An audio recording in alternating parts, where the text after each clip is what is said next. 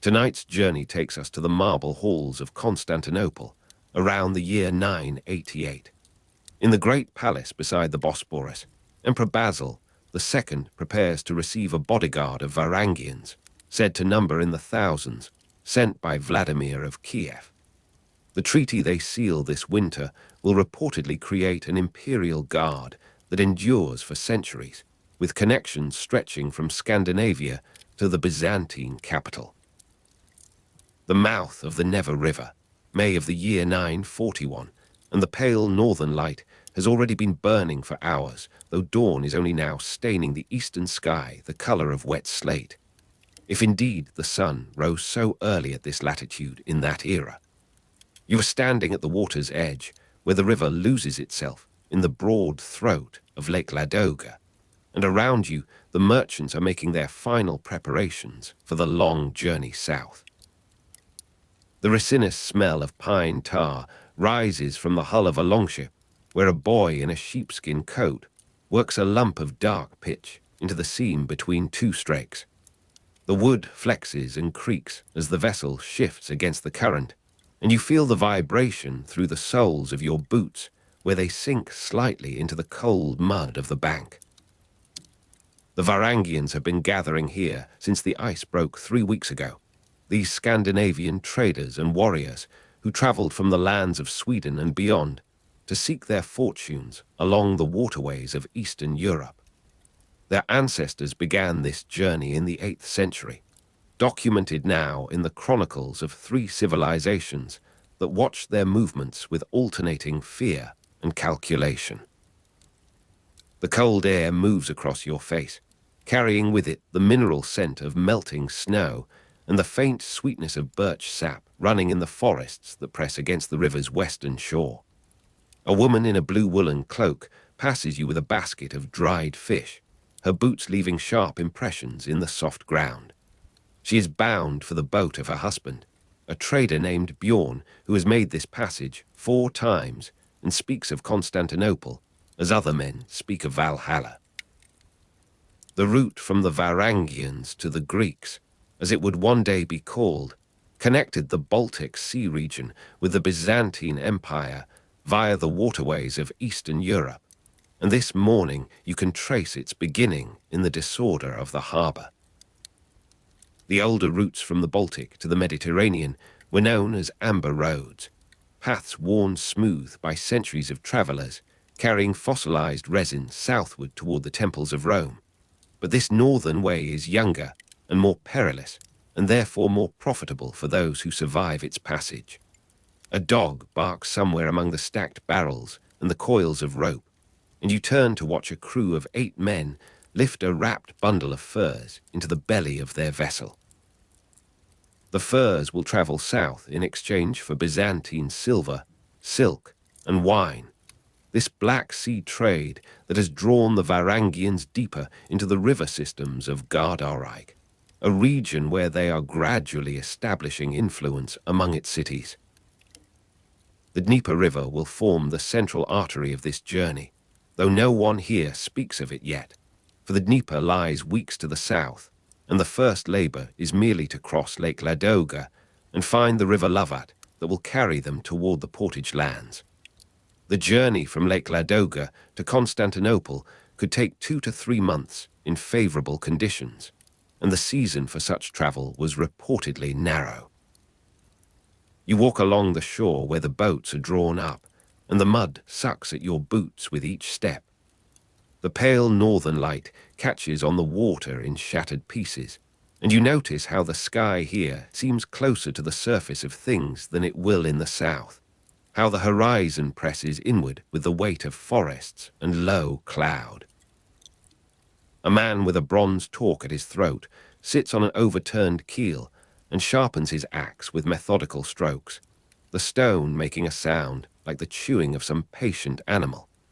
He is one of the Varangians, a subgroup of the Vikings attested in Old Russian, Byzantine, and Arabic sources,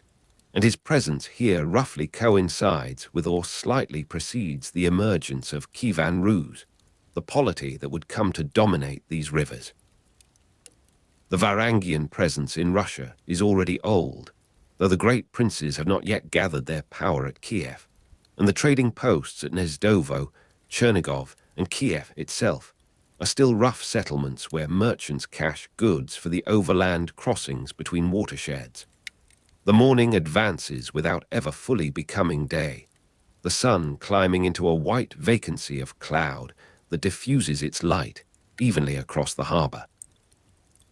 You feel the sudden cold of river water on your skin as you wade to your own boat, the shock of it against your ankles, and then you are aboard, and the men are pushing off, and the strakes are flexing beneath your feet with the living motion of wood in water.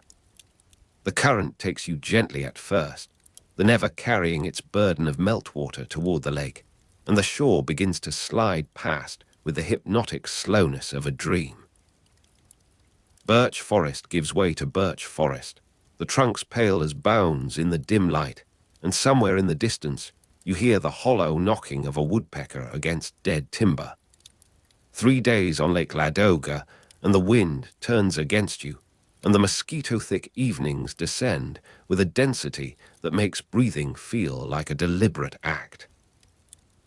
You slap at your neck and feel the smear of blood and insect, and from the forested banks comes the sound of wolves, their voices carrying across the black water with a clarity that seems almost intended for human ears. The men speak little after dark, huddled in their cloaks, and the fire of pine knots throws uneasy shadows against the sail. The resinous smell of pine tar on the ship hull mingles now with the green rot of the lake, and you lie awake, listening to the creak of strakes flexing in the water, though this is a lake and not a river, and the distinction seems important in the half-sleep of exhaustion. The portage between the Dvina and Dnieper watersheds comes after weeks of travel that blur together like pages of a manuscript left in the rain. You remember the heat of the work more than the landscape, the dry heat of the steppe rising from portage tracks where dust hangs in the air long after the passage of feet. The pale northern light has given way gradually to something harsher, the sun burning through thinner skies with an intensity that reddens the skin of your forearms where your sleeves have shortened with wear. You are hauling a wrapped bundle of furs now, your share of the cargo, and the sweat runs down your spine and soaks the waist of your trousers. Around you, other men labor under similar burdens, and the boats have been stripped to their essential components, the strakes numbered with charcoal marks, so they can be reassembled on the far side of this overland crossing. The cache of goods sits beneath a cairn of stones at the edge of a clearing, and you recognize the place by the smell of tallow where someone has burned a candle to the local spirits. Merchants have been leaving offerings here for generations, and the ground is greasy with the residue of their piety. You add your own small contribution, a bronze ring of no particular value, and feel the absurdity of the gesture even as you perform it. The Varangians are practical men, but the rivers demand something more than practicality, and the Dnieper especially will require every propitiation you can offer. The Dnieper River formed the central artery of this journey, and ahead of you lie the dangerous rapids that required portage, the stretches where water foamed white against stone and men drowned with their cargo, still lashed to their backs. The thunder of the Dnieper rapids reaches you before you see them, a continuous low vibration in the air that you feel in your teeth and in the soles of your feet.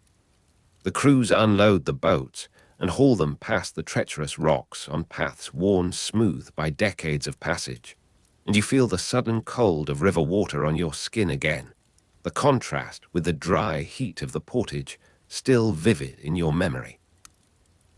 The water here is violent and brown, carrying the soil of 1,000 miles of forest and steppe, and the sound of it fills the narrow valley until speech becomes impossible and communication reduces to gestures, to pointing, to the shared labor of hands on wood. Scandinavian burial sites along the Dnieper are said to attest to the hazards of the journey, and travelers may pass one such mound on the eastern bank, a heap of earth and stone where someone was laid with his weapons and his trade goods. His journey ended before the city of gold could rise before his eyes. The nights on the Dnieper bring the mosquito-thick evenings that you have learned to endure, the sound of wolves from the forested banks now joined by other voices, the jackals of the southern steppe that you have never seen, but recognize from descriptions traded around harbor fires. The pale northern light is a memory now, replaced by skies that bruise purple and orange in the evenings, the sun descending with a theatrical slowness that seems almost mocking in its beauty. You lie in your boat and watch the stars emerge in unfamiliar configurations, the southern sky turning slowly above you with its own indifferent precision. The Black Sea opens before you with the abruptness of a door swinging wide, and the change in the air is immediate, the smell of salt replacing the green sweetness of river water, the horizon expanding to a distance that makes your eyes ache. You have been traveling for 10 weeks, perhaps 12, the count lost in the repetition of days, and the journey from Lake Ladoga to Constantinople has consumed the generous portion of the favorable season that Bjorn promised would be sufficient. The strakes of your boat have grown dark with water staining, and the resinous smell of pine tar has faded to something you must concentrate to detect, overwhelmed now by the organic richness of the sea. And then, on a morning when the dawn comes up the color of a healed bruise, you see it. The walls of Constantinople rise from the water with a solidity that seems to deny the possibility of their construction, stone upon stone upon stone, and above them the domes of Hagia Sophia visible at dawn, catching the first light on surfaces that you will later learn are gilded with the wealth of empires. The distant bells of Constantinople carry on a sea breeze mixed with the smell of frying fish from Galata's shore, and the sensory dislocation is complete, the sudden translation from birch forests and river mist to marble, incense, and the clamor of the greatest city in Christendom.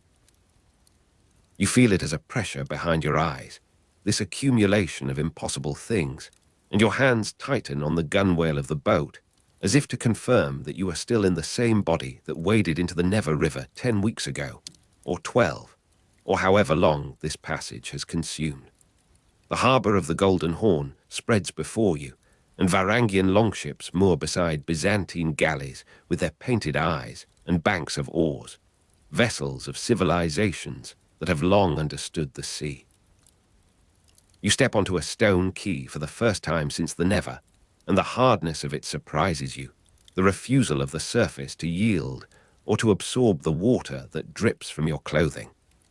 The sudden cold of river water on your skin during the portage is replaced now by the dry warmth of stone in sun, and you stand for a moment simply feeling the heat rise through the soles of your boots. The trade route facilitated not only commerce, but also the transmission of political models and religious ideas, and one might imagine how those transmissions could be felt as the pressure of an alien order against consciousness, the weight of a city that had been accumulating meaning since, before many people's ancestors learned to write their names. Arabic sources describe ruse merchants arriving in the Caspian region from the 9th century onward, and the Volga route offered an alternative path to the Caspian and Arab caliphates. But you have come the longer way, the way of the Greeks, and the reward for your patience rises before you in terraces of marble and tile. Byzantine sources first mention ruse attacks on Constantinople in 860 and 907, and you know that the welcome extended to traders is partly the calculation of a city that remembers the violence of which these northern men are capable. You carry that attestation in your bearing, in the weapons at your belt, in the very presence that makes merchants step aside as you pass. The clamor of the greatest city in Christendom envelops you gradually, not as a shock, but as a warmth, a pressure, a density of sound and smell that seems to thicken the air itself. The resinous smell of pine tar on ship hulls is gone entirely now, replaced by the smoke of 1,000 cooking fires, the incense rising from churches whose names you do not yet know, the animal richness of a harbour where the catch of the morning is already rotting slightly in the heat. You walk forward because there is nothing else to do, because the journey from Lake Ladoga to Constantinople has ended here at this stone quay, and the next journey, the interior journey through this impossible city, has not yet announced its beginning. The light changes. A cloud passes somewhere above you, and the shadow moves across the water like a hand. You feel the temperature drop against your face, and you notice how the sound of the harbour seems to soften at its edges, the individual voices losing their distinctness in a general murmur that might be water or might be wind, or might be the breathing of the thousands who surround you without knowing your name. The pale northern light gave way to the harsher sun of the south, and now that sun itself is giving way, the afternoon declining toward an evening that promises the same theatrical colors you have grown accustomed to, the same bruised sky, the same slow turning of stars into configurations that remain stubbornly unfamiliar. Your boat is being secured. You do not watch this happen. Someone speaks to you, and you answer without attending to the words. The dust rises from dry portage tracks somewhere in your memory, and the dust rises from the harbour road before your feet, and the two dusts seem briefly the same substance, the same continuity of earth and passage, and the long labour of moving from one place to another place that was only ever a name in the mouth of a trader who had seen it once and survived to speak of it. Bjorn is nearby, or perhaps he is not. Perhaps he has already gone ahead to the quarter where the northern men gather, where the Varangians maintain their own small city within the greater, their own churches and their own laws, and their own memory of forests and rivers that recede with each passing season into the soft blur of legend. You stand at the edge of the harbour.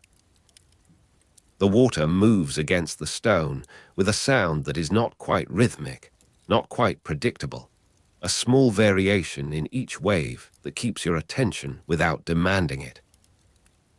The distant bells of Constantinople carry on a sea breeze, and you wait for them to cease, and they do not cease, and you realize that this is their nature, that they will continue through the evening and into the night, and through the night into another morning that will bring another day of trading and bargaining, and the accumulation of the silver that drew you here, the silk, the wine.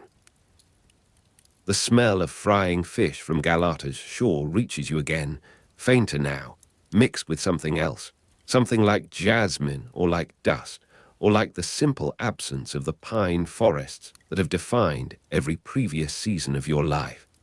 The marble of a warehouse wall is cool against your shoulder. You have leaned against it without deciding to lean. The clamour of the greatest city in Christendom continues around you, but it seems to have moved slightly away, to have left a small space in which your breathing can find its own rhythm, slower than the rhythm of the harbour, slower than the bells, slower than the turning of the stars that you cannot see through the smoke and the low cloud,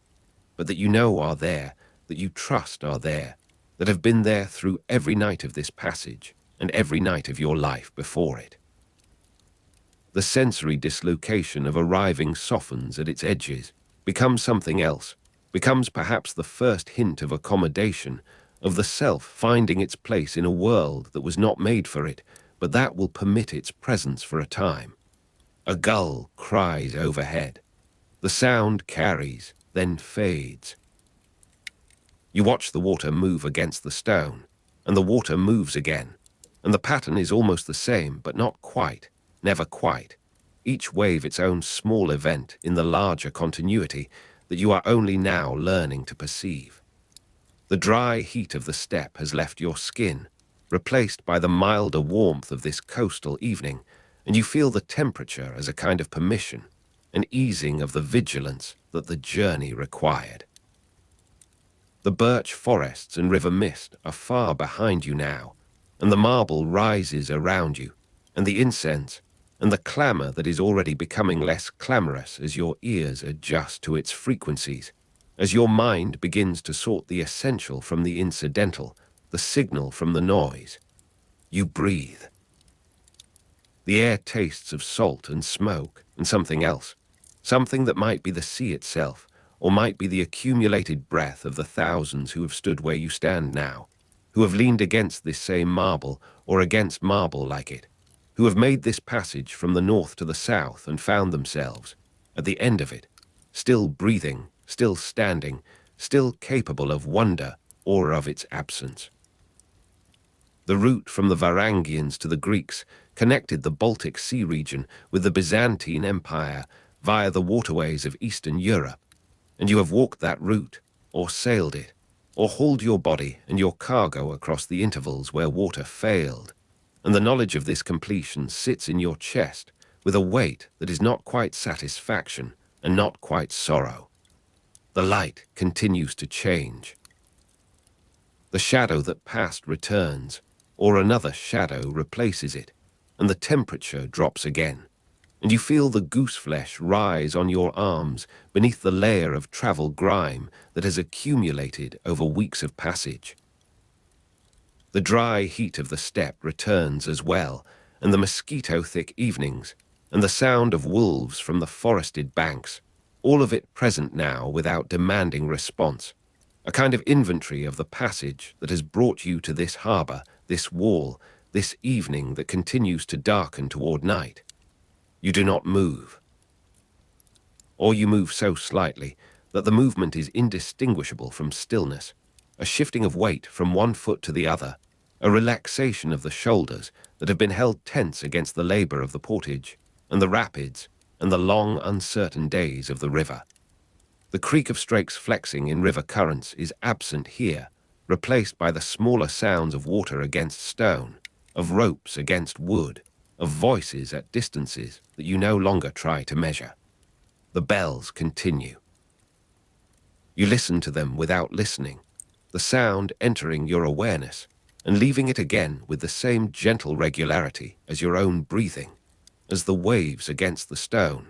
as the gradual darkening of the sky above the harbour of the Golden Horn, where the Varangian longships moor beside Byzantine galleys and the commerce of empires,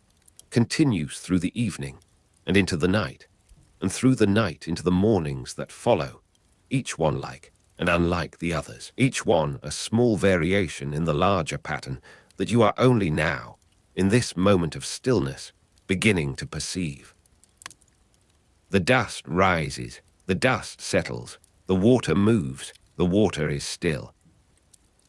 The journey from Lake Ladoga to Constantinople has ended, and something else has begun, something that does not yet have a name, something that will unfold in its own time, at its own pace, in the hours and days and weeks that stretch before you with the same patient continuity as the river that brought you here, the same river, the same water, the same movement toward a destination that recedes even as it approaches, that transforms itself in the act of being reached, that offers not arrival, but only the next departure, the next passage, the next long labour of moving from where you are to where you will be. The year is 988, and the Emperor Basil II stands upon the edge of a precipice that has opened within his own empire. You are standing in the courtyard of the great palace at Constantinople, where the morning light falls in pale shafts through the colonnades, and the weight of double-headed axes, ash handles worn smooth by generations of hands, has not yet arrived upon these stones. The echo of Nordic oaths in the vaulted chambers of the chalk gate is still a whisper from the future, still a rumour carried by merchants along the river roads from the north. Around you, the clerks and chamberlains move with the quiet urgency of men who know that something must be done, that some alliance must be forged before the summer campaigns begin, before the rebellion of Barda's Folkers gathers further strength against the throne.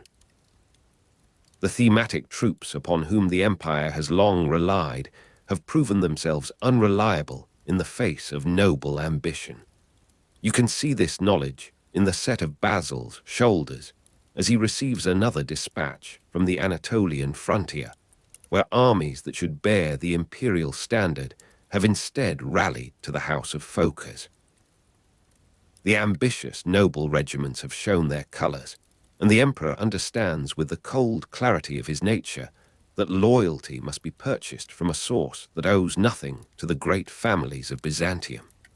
The Varangian Guard will endure from 988 to 1204 as the personal bodyguard of the Byzantine emperor. But in this spring of 988, it exists only as an idea, only as the desperate calculation of a ruler who needs men bound to him by something stronger than land or lineage. The unfamiliar heat of a Constantinople, summer lies ahead, woolen cloaks laid aside for linen tunics, but first the negotiations must be concluded in a city far to the north.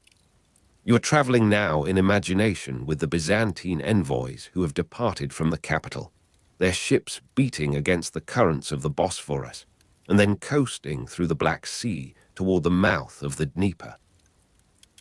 The taste of Byzantine wine, sweeter and stronger than northern ale, lingers still upon their palates as they approach the court of Vladimir of Kiev,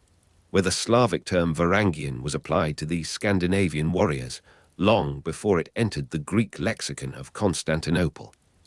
Vladimir had himself first come to power with Varangian military support, and this fact sits at the heart of the diplomatic calculations now unfolding in his wooden hall. The envoys find a ruler who understands power with the directness of a man who has won his throne by the axe and the shield wall. You are standing now in that smoky hall at Kiev, where the firelight plays upon the carved pillars and the long tables are lined with warriors whose speech carries the rhythms of the Baltic shores. Basil II requested military assistance from Vladimir as part of their diplomatic negotiations, and the Byzantine envoys present this request with the elaborate courtesy of their court, wrapping necessity in the gold thread of imperial protocol. Yet both parties know the substance beneath the ceremony. Vladimir's conversion to Byzantine Christianity was part of the broader treaty context of 988, and the baptismal font waits even now in the negotiations, the waters of one covenant mingling with the promise of armed men. The terms take shape across days of feasting and private conference. You observe the envoys noting the quality of the Varangian warriors in Vladimir's service, their height and their silence, and the terrible efficiency of their movements. The Guard was initially composed of Scandinavian Vikings, though the Greek term tau alpha gamma mu alpha, tau omega nu, beta alpha rho alpha gamma gamma omega nu, tagma ton Varangan, has not yet been spoken in the Greek world, but will soon enough be written upon the payrolls and the palace registers. The original Varangian contingent numbered approximately 6,000 men according to some sources, though whether Vladimir could spare so many and whether Basil could pay for so many remains part of the hard bargaining that occupies the later hours of these negotiations. The flicker of lamps in the emperor's sleeping quarters, where two Varangians always stood watch, belongs to a future that draws nearer with each agreement reached at Kiev. For now, the lamps that illuminate the treaty discussions burn in the northern night, where the darkness lingers longer than it does upon the Bosphorus, and the spring comes later to the birch forests. You are standing at the harbour when the terms are finally settled, when the ships are provisioned and the warriors begin to assemble their gear. The weight of double-headed axes, ash handles worn smooth by generations of hands, is lifted aboard the vessels that will carry this strange cargo southward to the Roman Empire.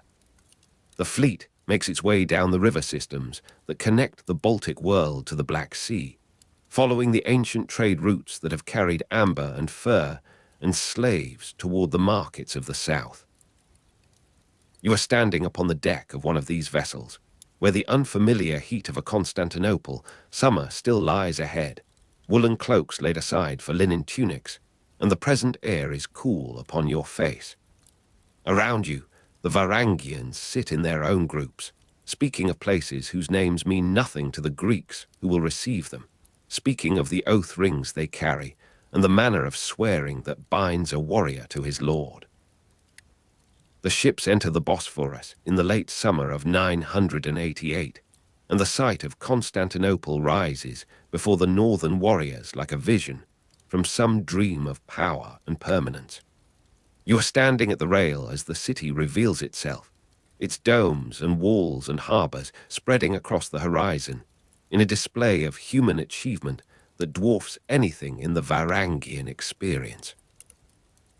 The Varangians will replace the excubators in this function, but this replacement has not yet occurred, and the excubators still stand their watches upon the palace walls, still unaware that their long tenure as the emperor's personal guard approaches its end.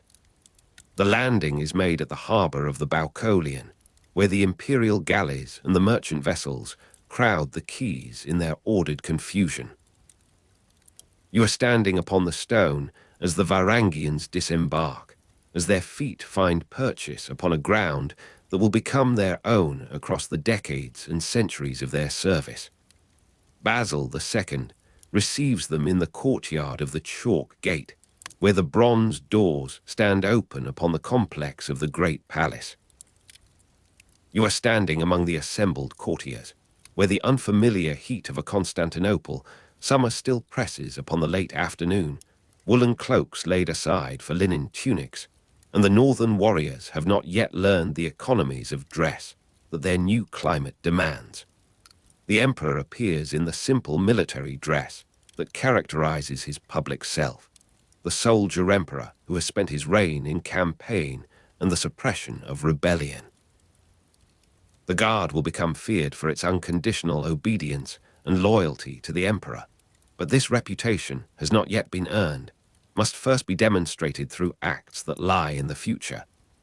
The ceremony of reception unfolds with the deliberate choreography that governs all imperial occasions.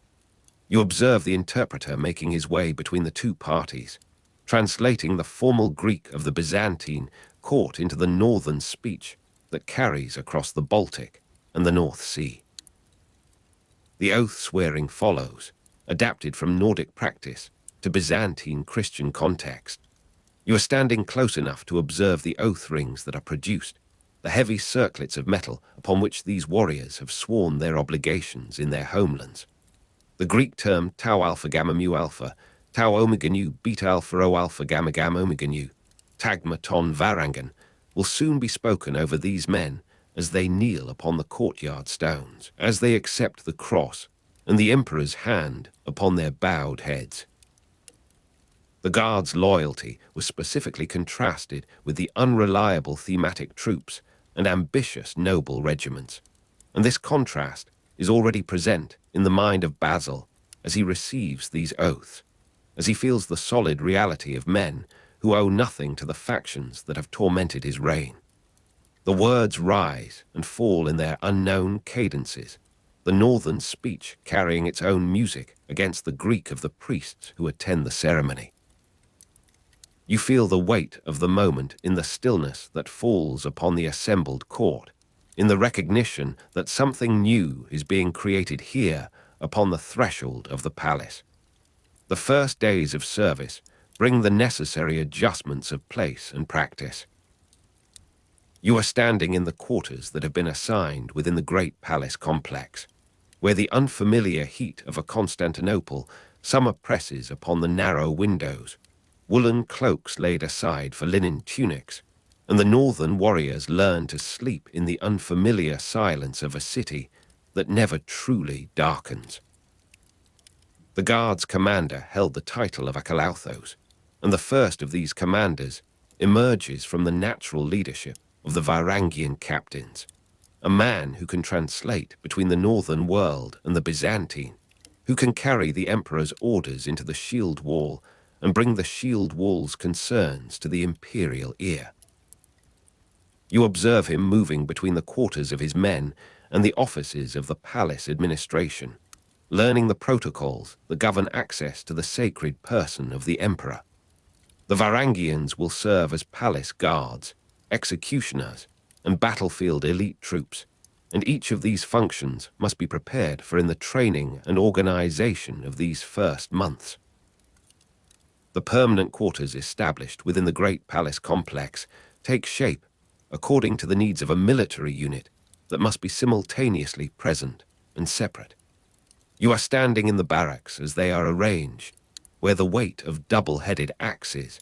ash handles worn smooth by generations of hands, is racked upon the walls in the northern fashion,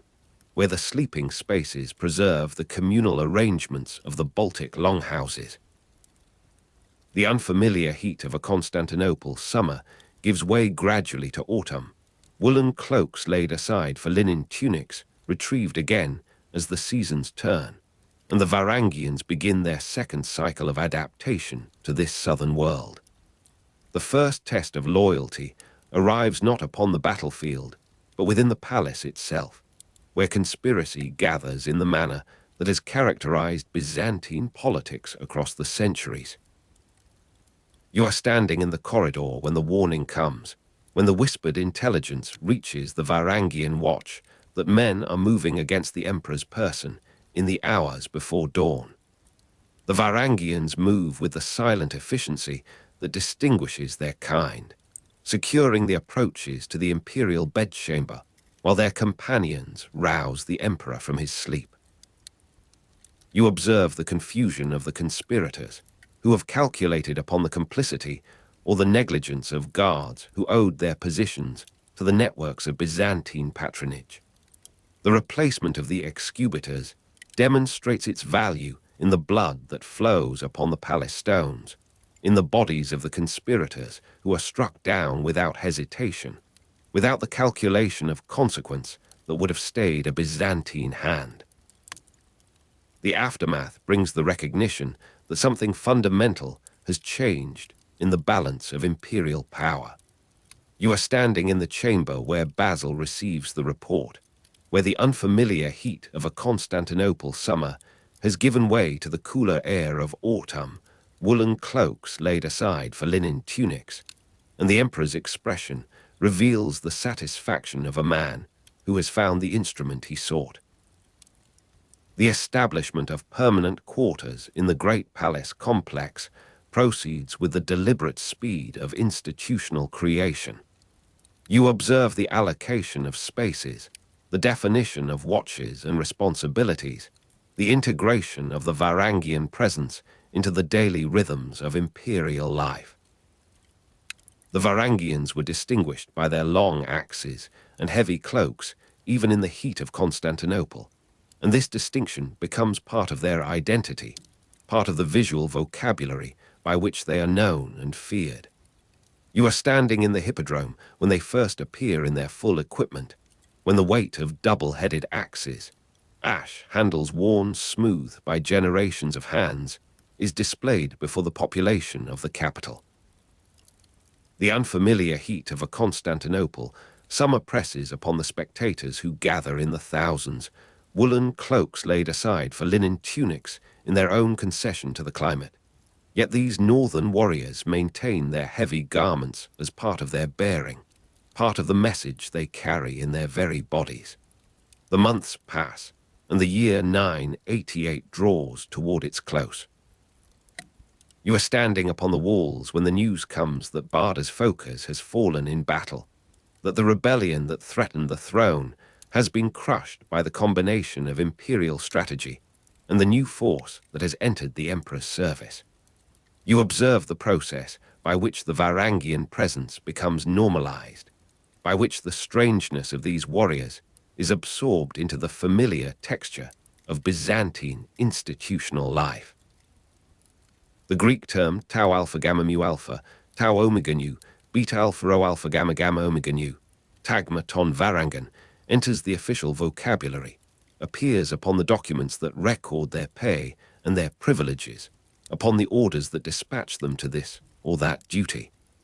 The Slavic term Varangian was applied to these Scandinavian warriors, and the application persists even as the composition of the Guard gradually shifts, even as the Baltic and the North Sea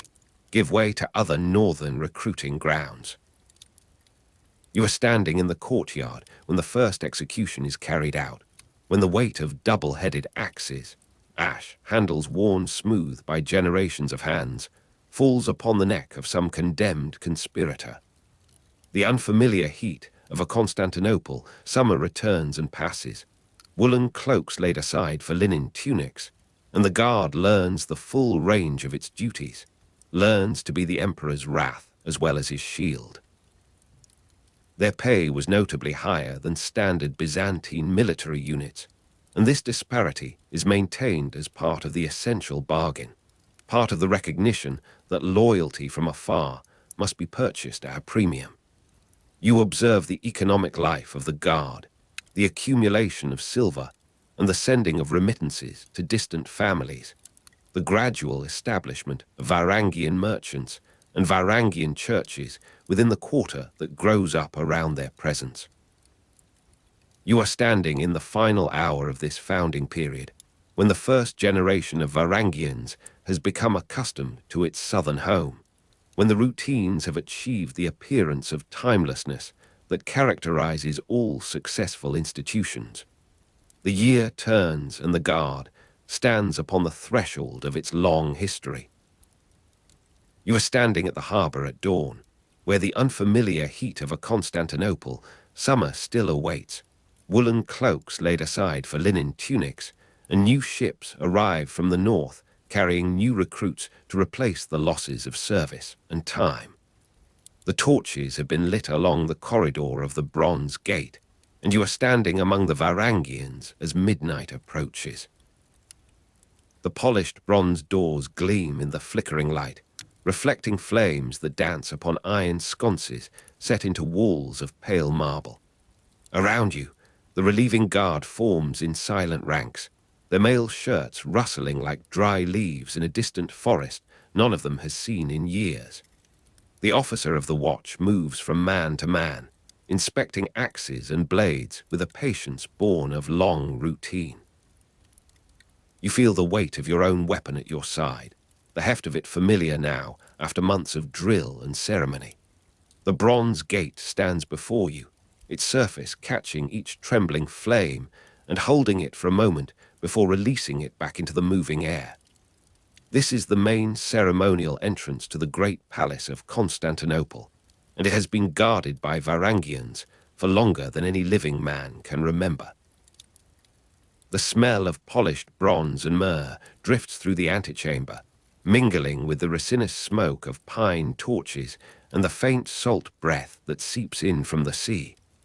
Somewhere beyond the walls, the water moves against stone pilings with a rhythm older than the empire itself. You notice how the cold air moves across your face, carrying with it the particular silence of palace corridors at night, broken only by the click of a guard staff against marble as the outgoing sentinel makes his final round. The sound is deliberate, a signal of presence and vigilance that has echoed through these passages since before your grandfather drew breath in the northern forests. Shadows pool in the high vaults above, gathering where the torchlight cannot reach, settling like dust upon the carved entablatures that record victories and processions in a language you have not yet learned to read. The polished bronze doors hold your reflection as you stand before them, a figure transformed by distance and metal into something both more and less than yourself. Harald Sigurdsson once stood where you stand now, or so the older men claim when the lamps burn low and the wine loosens their tongues. He too guarded the emperor's person in the great palace of Constantinople, before wealth and ambition carried him back across the wide waters to seize a crown of his own. The Varangians have always been men of the in-between, suspended between the world that made them and the world that buys their loyalty.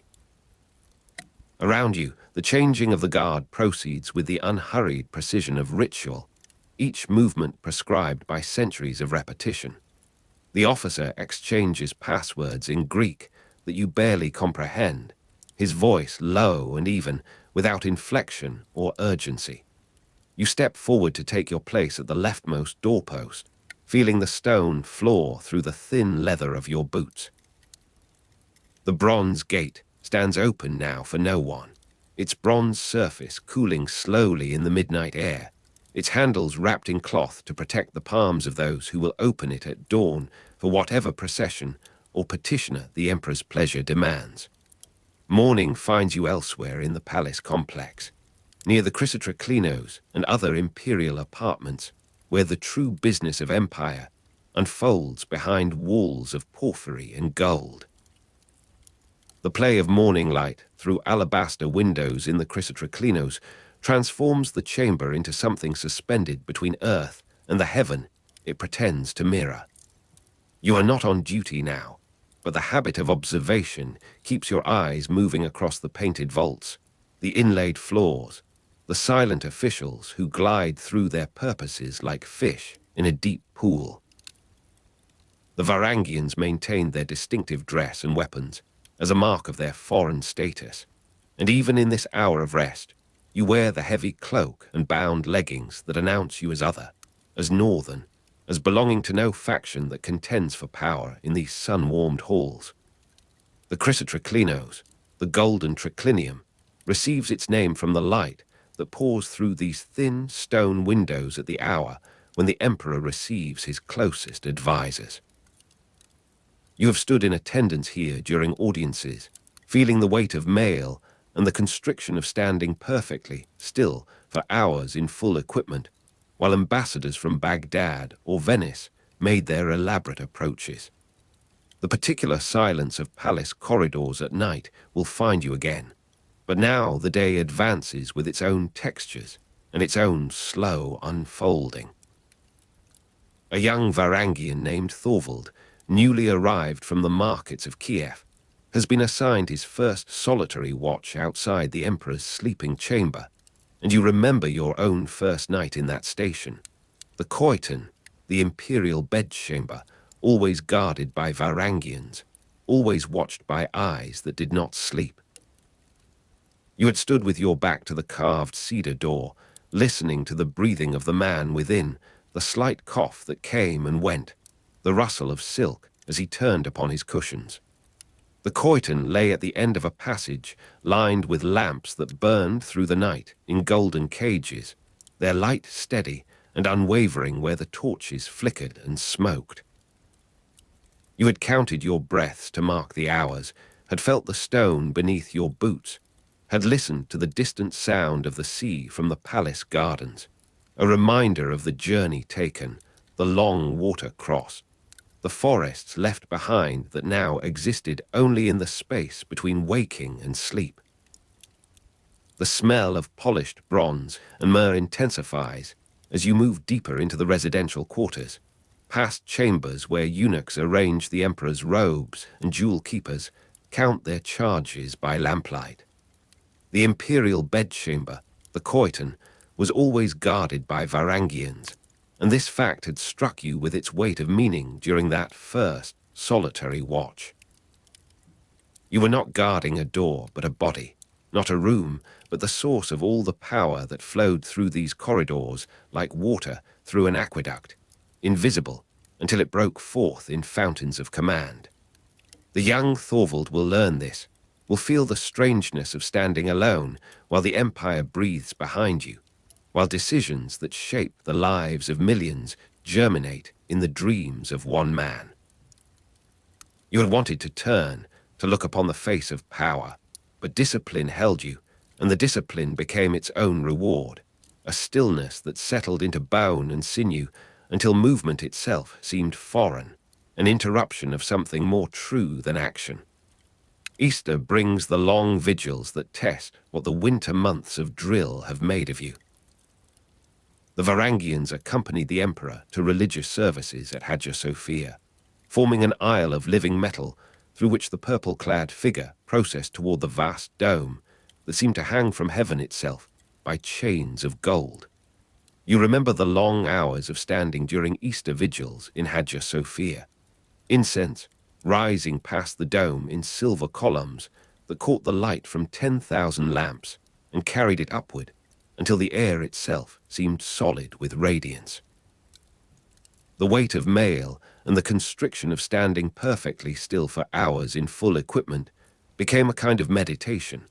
a narrowing of consciousness to the point of pain between your shoulders, the ache in your calves, the slow sweat that gathered beneath your armpits and ran in cold lines down your flanks. Around you, the faithful moved through their devotions, prostrating and rising, singing in Greek a mystery you could not penetrate, while you remained upright, a column of northern flesh holding back the crowd from the sacred space the emperor occupied. The distant sound of the sea from the palace gardens reached even here,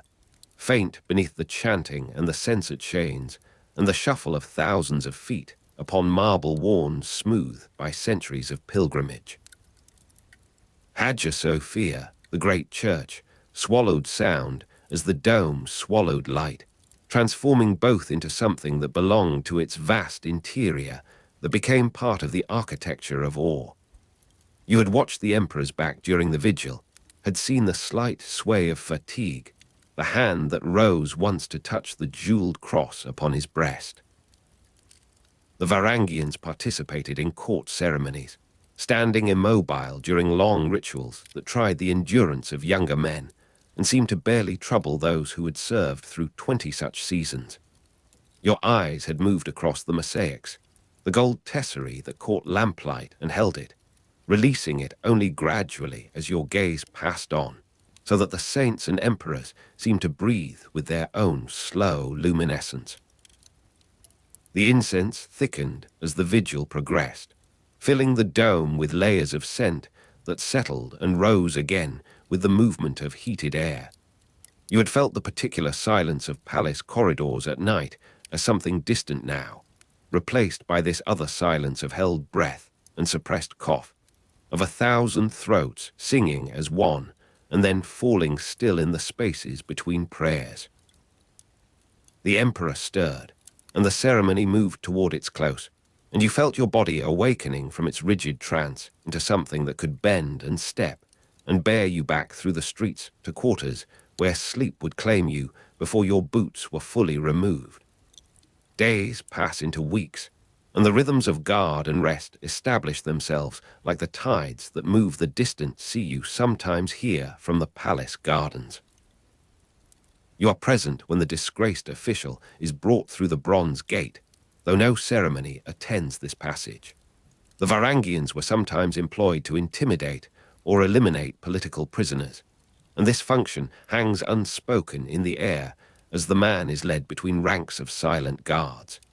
He had been a treasurer, or so you learn later, a man who moved coins from the imperial stores into private coffers, who thought his connections in the bureaucracy would shield him from consequence. The Varangians received a share of imperial largesse on festive occasions, but this is not festive. This is the other side of the compact, the demonstration that foreign hands will do what native ones might hesitate to perform. You do not meet the prisoner's eyes, though you feel his gaze pass across your face like a hand seeking grip upon a surface too smooth to hold. The execution is carried out with silent efficiency in a courtyard where the walls rise high enough to swallow sound, where the smell of polished bronze and myrrh seems inappropriate, almost profane, against the iron scent that follows the axe's fall. Their reputation for brutality in carrying out imperial punishments enhanced their deterrent value, and you understand this now as something more than the words the older men speak over their cups. The deterrent is not in the act itself, but in the absence of drama, the refusal of narrative, the simple mechanical completion of what must be completed. The body is wrapped in cloth that was prepared before the prisoner arrived, is carried through a post and gate that you did not know existed, and the courtyard is washed with water that steams slightly in the morning cold. You stand at your post throughout, hearing the distant sound of the sea from the palace gardens, a reminder of the journey taken, the choice made, the distance between the man you were and the instrument you have become. The Emperor's name day brings the distribution of bonuses, gold coins poured into helmet bowls with a ceremonial abundance that recalls the bounty of the northern seas, the salmon runs, the unexpected wealth of amber upon the strand. This occasion finds you in the courtyard near the Chrysotriclinos, where morning light through alabaster windows falls upon rows of waiting men. Your helmet is upturned in your hands, and you watch the stream of gold descend, hear the music of metal upon metal, feel the weight accumulating against the leather lining. The Emperor's treasure was partly under their guard, and this distribution binds you to that treasure in ways the disgraced official did not understand, makes you participant in the system that rewards loyalty with gold and punishes its absence with something that leaves no time for regret. Around you, the older men accept their portions with the gravity of those who have seen such occasions come and go, who have buried their shares or sent them north through channels that remain mysterious to you. The particular silence of palace corridors at night holds no terror for you now, has become instead a companion, a medium in which you move with something approaching comfort. You have learned to sleep through the click of a guard's staff against marble, to let it enter your dreams as the sound of branches in a wind that blows across no landscape you have walked. The Varangians developed a corporate identity with informal burial societies and mutual aid, and you have begun to pay the small assessments that ensure your body will be washed and shrouded and laid in foreign soil if foreign soil is where you fall. The societies meet in rooms above the quarter where the Scandinavian expatriate community gathers, where the customs of the North persist in altered form, where ale is brewed according to methods that require ingredients smuggled past customs inspectors who look the other way for the right consideration. Some rose to high command, though rarely integrated into Byzantine aristocracy, and you have seen these men, have watched them move through court functions with the slight hesitation of those who speak the language perfectly but dream in another tongue entirely. The gradual accumulation of wealth presses upon you with its own questions, its own long labor of deciding whether to return north or die in imperial service. You have counted your hoard in the darkness of the barracks near the Chrysotriclinos, have felt the coins slide between your fingers like the minutes of a life that narrows toward choices not yet made. Their isolation from Byzantine court politics contributed to their reliability, and you feel this isolation as a kind of freedom, a release from the calculations that consume the men who move through the corridors you guard, who whisper in the chambers you patrol, who rise and fall according to patterns that your foreignness protects you from comprehending. The Varangians guarded the emperor's person in the great palace of Constantinople, and this fact, repeated in your mind like a prayer or a charm, contains all that you have become and all that you have not. The smell of polished bronze and myrrh follows you into the small church where the Scandinavian community gathers for feast days, where the priest speaks words you understand in a building that belongs to another right entirely. Their presence in Constantinople created a small Scandinavian expatriate community with its own churches and customs, and you have knelt here among men who share your accent and your uncertainty, who have made their peace with icons and incense and the long Greek liturgy that unfolds around them like a garment they have learned to wear without fully accepting its fit. You stand now at the threshold of another midnight, another changing of the guard at the bronze gate, and the torches have been lit again along corridors you have memorized in darkness and in flame. The polished bronze doors gleam with the same patient reflection, hold the same trembling images of men who stand and wait and pass into memory.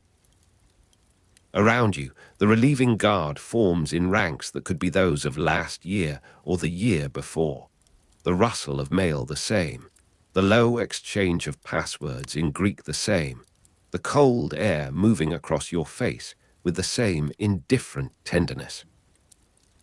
The particular silence of palace corridors at night awaits you, broken only by the click of a guard's staff,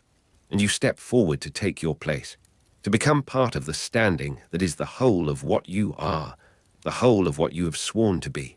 the long labor of presence in a place that will continue when you have gone, when your name has dissolved into the silence you have guarded, when the bronze gate opens for another procession, and no memory remains of the northern hands that held it closed against the night. You are standing at the Blashny Gate in the hour before dawn, where the walls of Constantinople rise from the Golden Horn like a promise made in stone, and the air carries the salt of the sea mingled with the smoke of 10,000 hearth fires not yet extinguished from the night before. Around you, the harbour stirs with the first movements of fishermen and stevedores, their voices low and foreign, speaking Greek and Armenian and the half-familiar tongues of traders from a dozen seas. The cold air moves across your face, carrying the particular damp of a city that breathes through its waterways, and you feel the ache of old wounds beneath your cloak, the memory of Stiklestad still fresh in the stiffness of your shoulder and the hollow space where companions once stood. A Norwegian voice, rough with exhaustion, asks the guard for entry in halting Greek, and you understand that this is Harald Sigurdsson, 20 years of age, his half-brother Olaf fallen 3 years past, his own survival a matter of rumour and distant hope. The guard's eyes move over the young man's height, his bearing, the sword that hangs at his side with the plainness of northern steel, and the gate begins to open with the sound of iron and timber that has welcomed exiles since before Rome itself fell to other gates, other walls. The morning light comes slowly over the horn, pale gold spreading across waters that already carry the traffic of empire, and you walk with this young Norwegian through streets that narrow and widen with the logic of centuries, past churches whose domes catch the first sun, past workshops where bronze workers and silk weavers begin their day's labor in the half-dark. The taste of Bulgarian wine in a military camp, rough after Constantinople's fine vintages, belongs to a future he cannot yet imagine, a campaign not yet ordered, a palate still accustomed to mead and the thin beer of winter halls. For now, Harald Sigurdsson moves toward the palace complex, with the stride of a man who has nothing left to lose and everything to learn, his boots finding purchase on cobblestones worn smooth by the passage of armies and embassies and the endless commerce of the world's greatest city. You feel the weight of accumulated gold coins, sewn into clothing for the journey north, as a dream not yet dreamt, a fortune not yet gathered, the empty purse at his belt speaking only of hunger, and the long road already travelled from Norway's fjords to this threshold of empire. The Varangian barracks lie beyond the chalk gate, where the Northern Guard has quartered since Basil's day, and Harald Sigurdsson presents himself to the commander with the directness of a man unaccustomed to the elaborate speech of Byzantine courts. You are standing in the courtyard where other Norsemen drill with axes and shields, their movements slower than the spearwork of native troops, their formations looser than the Roman discipline that has conquered and held these lands for a millennium. Yet there is a solidity to their standing, a mutual recognition of northern origin that causes something to ease in the young man's shoulders even as he learns the new order of his days. The sound of Greek fire hissing across water during a naval demonstration will come later, a spectacle reserved for proven men, a weapon that burns where water should extinguish and transforms the nature of war itself. For now, Harald learns the routines of palace guard and frontier campaign, the dual existence of the Varangian Corps, whose oaths bind them to the person of the emperor even as their axes rise and fall in distant fields. The first battle comes in Bulgaria, where the rebel Peter II Dilian has raised the standard of restored Bulgarian Empire against Constantinople's rule, and you are standing in the dust of a Thracian road when the combined arms of the Byzantine host deploy before your eyes. The discipline of the shield wall, that northern tactic of interlocked courage, gives way here to the orchestrated complexity of cataphracts and archers, of mangonels, and the coordinated movement of troops trained to Roman manuals. Harald Sigurdsson fights as a Varangian, his axe rising and falling in the press, but his eyes move across the field with the attention of a man who understands that knowledge is itself a weapon, that the methods of empire are learned not in manuals, but in the witnessing of their application. The particular silence of a palace prison cell, if the saga imprisonment has any basis, belongs to a future he cannot foresee, a suspicion not yet earned, the rewards of service still outweighing any whisper of danger. The campaign grinds through the Bulgarian highlands, and Peter II Dilian, that rebel emperor of brief ambition, is taken and brought to Constantinople, where he will die in 1041, possibly executed with Harald's involvement, though the years will blur the particulars into legend, and the sagas will describe his Byzantine years with considerable embellishment, but core facts are attested. The cold of a Norwegian fjord after years of Mediterranean heat comes to Harald Sigurdsson in the hours between duties, when the palace sleeps and the Bosporus carries the cooled air of the Black Sea through corridors where guards pace their measured rounds. You are standing in the armory where Varangian equipment is stored and maintained, the scent of oil and leather, and the particular must of northern wood brought south for axe hafts and shield frames. And you watch this young Norwegian run his hand along the grain of a spear shaft with the absent tenderness of a man touching memory itself.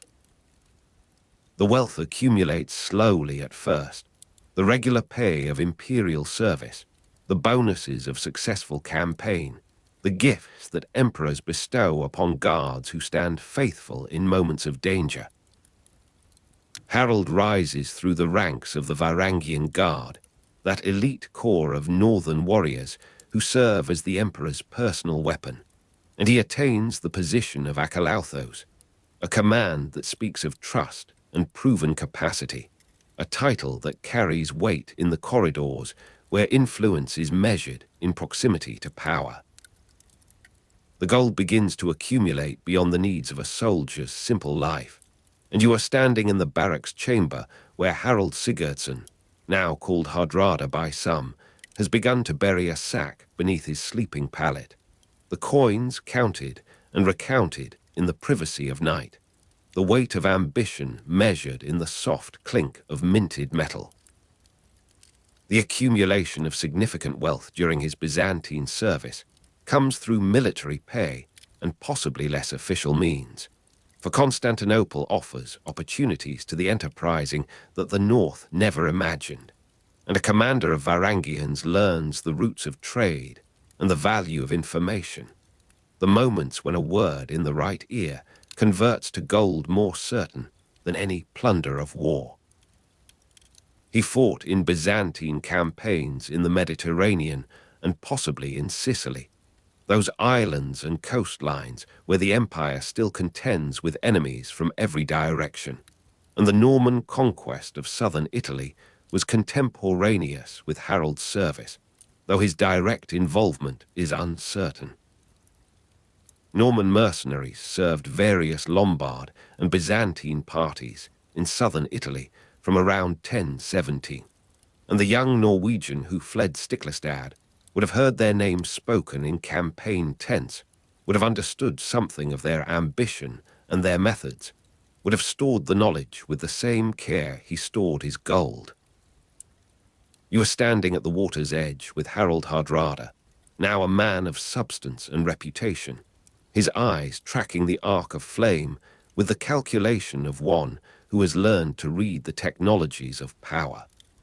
His Varangian service gave him exposure to Byzantine administrative and military methods, the bureaucracy of supply and movement, the coded communications of empire, the architecture of rule that extends far beyond the battlefield into the daily management of subject populations.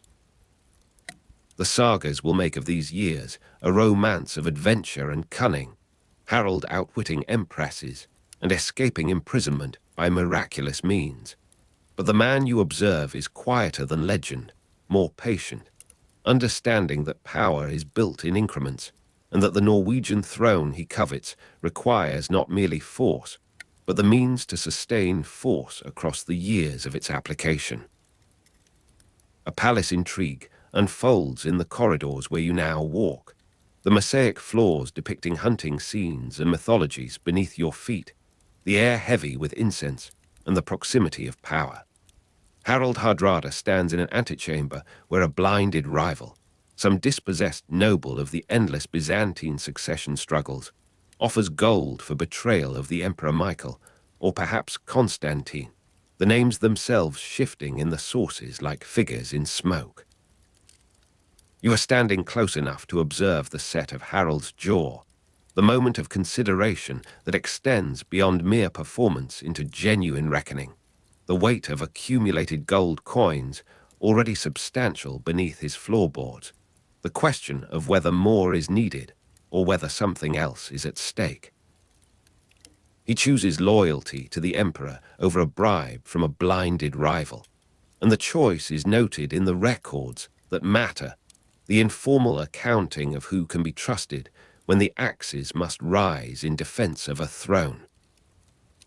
Whether this loyalty is principle or calculation, whether Harald Hardrada distinguishes between them in his own mind, remains as opaque as the motives of any man who has survived the transition from defeated rebel to imperial favorite, from the blood of Stiklestad to the antechambers of the world's greatest city. The taste of Bulgarian wine in a military camp returns to memory as you move through the palace gardens, where Harald Hardrada walks in the hour before sunset, his path crossing with diplomats and commanders, his Greek now fluent, his bearing adapted to the rhythms of court as naturally as his axework adapted to the shield wall. According to historical accounts, the campaigns in Bulgaria against the rebel Peter II Dilian helped establish his reputation for effective military service, and this reputation may have served him in subsequent years as he gradually accumulated power and influence. You are standing at the harbour when the circumstances of departure finally arrive, perhaps around 1043 or another year in that era, the details obscured by the reticence of sources and the embellishment of sagas. Harald left Constantinople around 1043 under circumstances that may have involved imprisonment or suspicion, and the weight of accumulated gold coins, sewn into clothing for the journey north, reflects the careful preparations of a man who had learned that fortune must be guarded with the same attention it was gathered. The bronze gate opens for him not as a guardsman, but as a departing soldier of fortune, the city that received a wounded youth now releasing a man of 30, hardened by 13 years of imperial service, his eyes holding the knowledge of Bulgaria and Sicily and the Mediterranean's blue horizons, his purse holding the means to contest for Norway's crown. The journey home takes him through lands he traversed in opposite direction, down the rivers he once ascended, the Dnieper's flow now carrying him toward Kiev rather than away from it, the geography of exile reversing itself into the geography of return. He married Elisiv of Kiev, who was a princess of Kiev and daughter of Yaroslav the Wise, on his return journey, and you are standing in the great hall of the Ruse court when the alliance is sealed, the political logic clear to all observers, the Norwegian claimant needing the support of a power that itself maintains careful relations with Constantinople. The marriage binds Harald Hardrada to the network of northern princes, the same Yaroslav who sheltered Olaf's son Magnus, the same court where Scandinavian exiles have long found reception and from which they have launched their returns. Harald used his accumulated wealth to finance his claim to the Norwegian throne, and the gold that lay beneath a sleeping pallet in the Varangian barracks now purchases ships and men, now speaks in the practical language of armed support, now converts the stored labor of Byzantine years into the immediate currency of political possibility. The claim succeeds through the combination of wealth and threat and the fortuitous death of rivals, and you are standing in Nidaros, or perhaps in another Norwegian center of power, when Harald Hardrada, as he is now called, takes the kingship that his brother Olaf held and lost. He ruled Norway from 1046 until his death at Stamford Bridge in 1066, a reign of 20 years said to have transformed the kingdom with administrative methods learned in Byzantine Service, the construction of stone churches, and the establishment of a more centralized royal authority that imposed a king's will upon regional magnates accustomed to their own autonomy. The years of kingship pass with the accumulation of further wealth, further power, further resentment from those who must bend to the king's will, and you are standing in the high room of a Norwegian hall when Harald Hardrada, now in his 50th year, receives the embassy that speaks of England's vulnerability, of Edward the Confessor's death and Harold Godwinson's disputed succession, of a claim that stretches back through Danish kings to the Norwegian assertion of overlordship. The weight of accumulated gold coins has long since been transformed into ships and retainers, into the infrastructure of a kingdom that can project force beyond its borders, and the old ambition that carried a wounded youth to Constantinople's gates now stirs again with the possibility of greater thrones. The sagas describe his Byzantine years with considerable embellishment, but core facts are attested, and the core fact of Harald Hardrada is this: a man who began with nothing, who built through service and violence and patience, who understands that power is taken rather than given,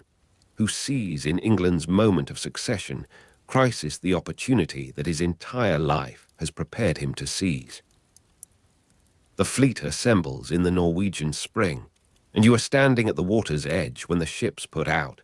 the king's own vessel leading, the banners of his household troops snapping in the wind that carries them south toward the British Isles. They land in Yorkshire, take York, demand hostages and supplies, and the rapid success confirms the old pattern of Harold's life, the accumulation of advantage through boldness and timing, the conversion of opportunity into possession before opponents can organize their response. But England is not Bulgaria, not Sicily, not the Mediterranean coasts where Byzantine methods prevail, and you are standing on the road to Stamford Bridge when the news comes that Harold Godwinson has marched north with unexpected speed, that the English king, who should be defending against Normandy in the south, has instead appeared with his housecarls in the north. Harald Hardrada advances with his household troops, the Varangian discipline still visible in their formation, the northern courage still present in their bearing, but the years have accumulated like the gold once buried beneath a sleeping pallet, and the man who arrives at Stamford Bridge is not the youth who survived Stiklestad, not the commander who rose to Axeles in Constantinople's guard, but something else, something compounded of all those selves, and yet diminished by their passage.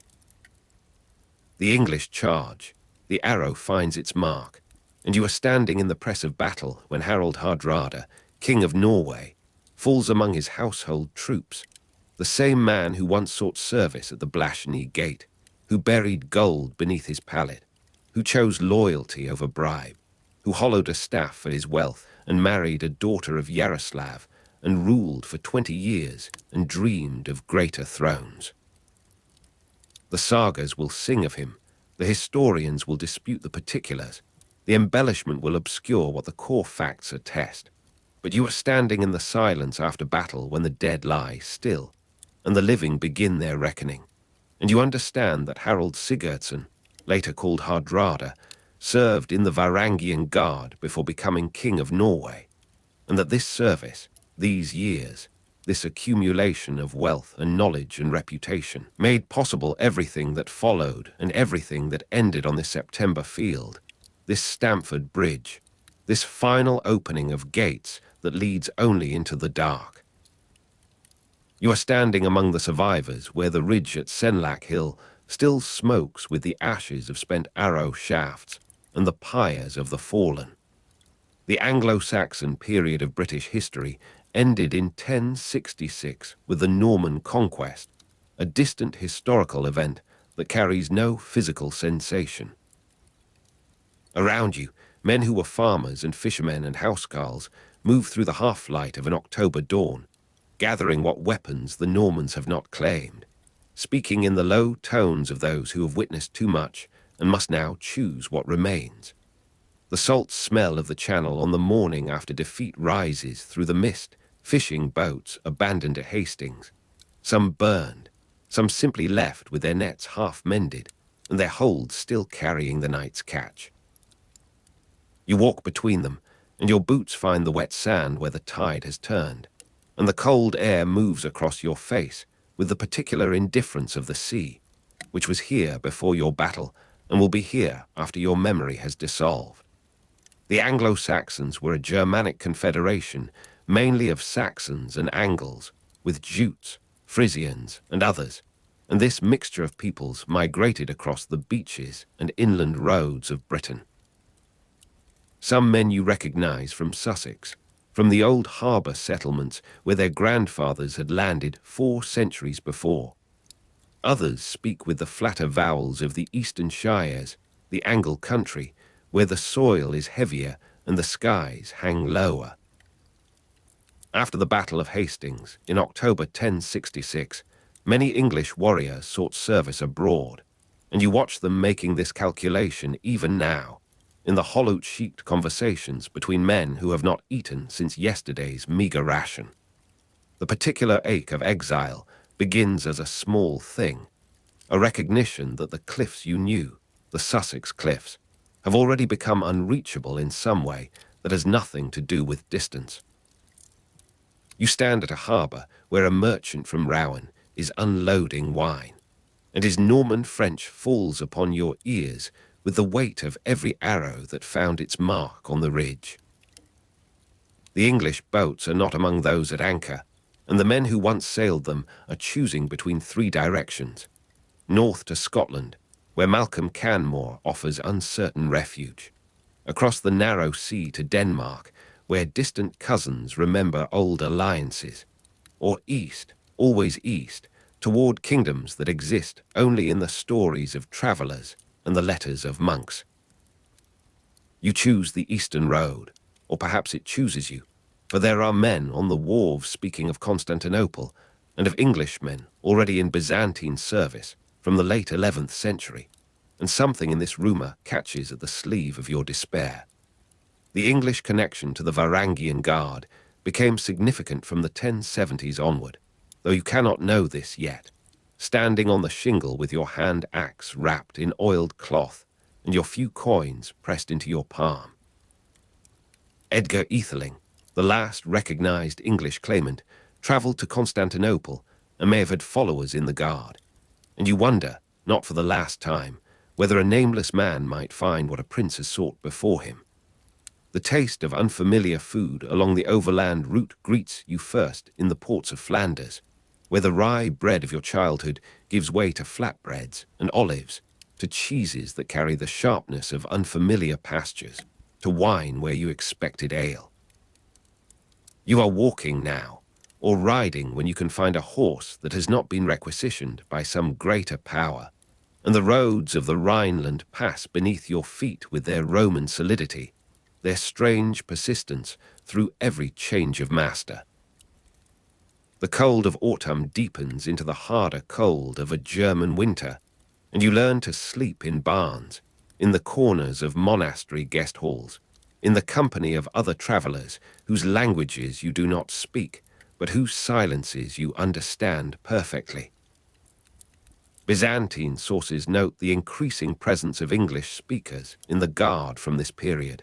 and somewhere in the long journey through Germany, Hungary, and the Balkans, or by sea to the Mediterranean, you begin to meet others like yourself, men whose accents place them in shires you have never seen, but whose stories follow the same shape. They speak of a city that sits between Europe and Asia, of an emperor who pays his guards in gold solidi, of a life that is not the life you lost, but is, at least, a life in which your skill with weapons carries meaning.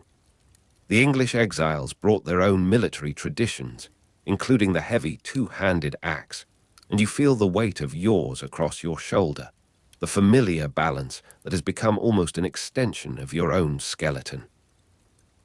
The land changes as you move south and east, the forests thinning, the mountains rising, the quality of light shifting from the grey diffusion of the northern sea to something sharper, more defined, as if the sun has found purchase on harder surfaces. You pass through Hungary in the season when the plains are bronze with dried grass, and you see horsemen whose way of riding seems borrowed from some older world, some step beyond the knowledge of your childhood geography. The flatbreads and olives replace even the memory of rye bread, and you learn to eat without expectation, to take nourishment as it comes, to let your palate adapt as your heart has been forced to adapt. Their integration marked a shift in the Guard's composition from predominantly Scandinavian to mixed Anglo-Scandinavian, and you understand this shift only gradually, as you meet the Norsemen who have preceded you in this Eastern service, men whose grandfathers served the same emperors, and whose speech carries the rough music of the Danish tongue you knew in England. The English connection may have been facilitated by existing trade links between England and the Byzantine world, links of amber and wool and slaves and silver, and you pass through towns where the merchants recognize your accent with something like surprise, as if you were a rumor made flesh. Some exiles had previously served in the Varangian Guard before 1066 and returned with countrymen, and these men become your guides, your translators, the bridge between what you were and what you must become. You are standing at last on the shores of the Sea of Marmara, and Constantinople rises across the water with its walls and its domes and its impossible accumulation of centuries, and the particular ache of exile finds its proper name in this moment. The sound of English voices reaches you before you see their faces, a minority tongue among Norse and Greek, and you follow this sound through gates that have admitted Goths and Rus and Franks before you, through the formalities of imperial service,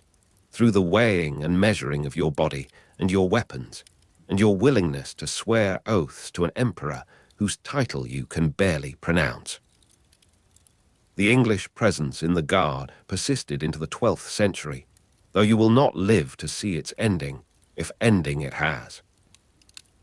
These men had lost kingdom and homeland, finding in distant service a continuation of their warrior identity, and you find this continuation in the drills of the barracks, in the slow adaptation of your muscles to Byzantine formations, in the recognition that your heavy two-handed axe, the weapon of your grandfather and his grandfather before him, has found a place in an army that values such things. The adaptation of English military dress to Byzantine standards comes gradually, the woolens of your homeland giving way to lighter fabrics, to the armor of scale and lamella that turns arrows and blades with an efficiency your old leather could not match. Yet the axe retained, always the axe, its edge sharpened on stones that have never known English soil. The particular ache of exile does not diminish, but it changes its quality, becomes something you can carry as you carry your weapon, a weight that has found its proper distribution across your shoulders. You are standing now in the Guard barracks where the sound of English voices surrounds you, a minority tongue among Norse and Greek, and you hear your own speech reflected back with the slight alterations of distance, the words preserved like fish in salt, changed yet recognizable. Below, the merchants are unloading their cargoes in the harbour, and among them are ships from every corner of the known world, and you understand that this city has always been a place where the displaced find employment, where the defeated discover that defeat is not the final word, but merely the opening of a longer sentence. The Guard's English contingent maintained a separate identity, with their own burial customs and memorials, and you participate in these customs without fully understanding their origins. The old prayer spoken over the dead, the particular way of laying out the body, the stones placed in patterns that mean something to the oldest among you and will mean something to your children, if children you have, in this city that is not your city but has become, through the logic of years, the only city that remains. The shift from Norse to English recruitment reflected broader changes in Northern European politics and trade routes, and you watch this shift happen in the faces of new arrivals. Younger men who speak of England with the vagueness of those who left as children, who remember a mother's voice, but not her face, who have followed brothers and uncles across the long road without quite understanding what road they have travelled. The cold of a Constantinople winter after Mediterranean service finds you unprepared, despite your years, and you pull from your storage the English woolens finally appropriate, the heavy garments you have kept against this need, their smell of lanolin and distant storage somehow more evocative than any word could be. You are standing at a window overlooking the Golden Horn, watching Norman ships at anchor and remembering Sussex cliffs, the same sail shape that filled your nightmares for years after Hastings. Yet here they are merely another vessel among vessels, another accent in the babel of the harbour. The gradual aging of a generation that remembered England before the Normans' proceeds without announcement, marked only in the thinning of familiar faces, in the replacement of one generation's stories with another's. You watch the children of these exiles grow in the streets around the barracks, in the marriages made with Greek women, with Norse women, with the daughters of other exiles whose names carry the music of Mercia and Wessex and Northumbria. The sound of English voices continues, but it is not quite the English you spoke on the ridge at Senlac, not quite the English of your childhood, changed by distance and by the pressure of other tongues, by the need to communicate with Greeks and Norsemen, and eventually with the Normans themselves, who also find their way to this imperial service, this distant continuation of wars that began on other shores. You are standing in a chapel built by English hands, in a cemetery where the stones face west, toward a homeland that exists now only in the compass of memory, and you place your hand upon a marker whose inscription you can barely read in the failing light.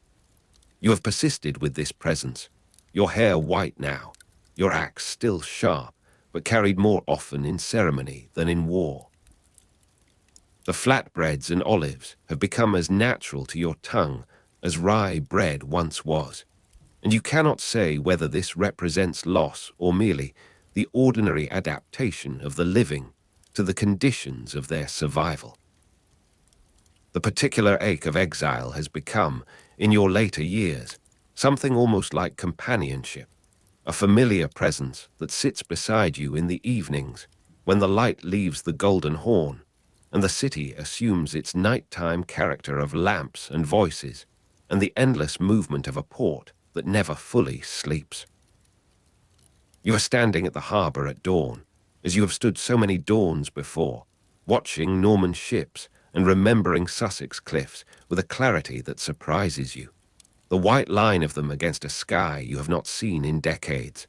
The particular quality of that northern light, which falls upon the sea with a diffused gentleness unknown in these sharper latitudes.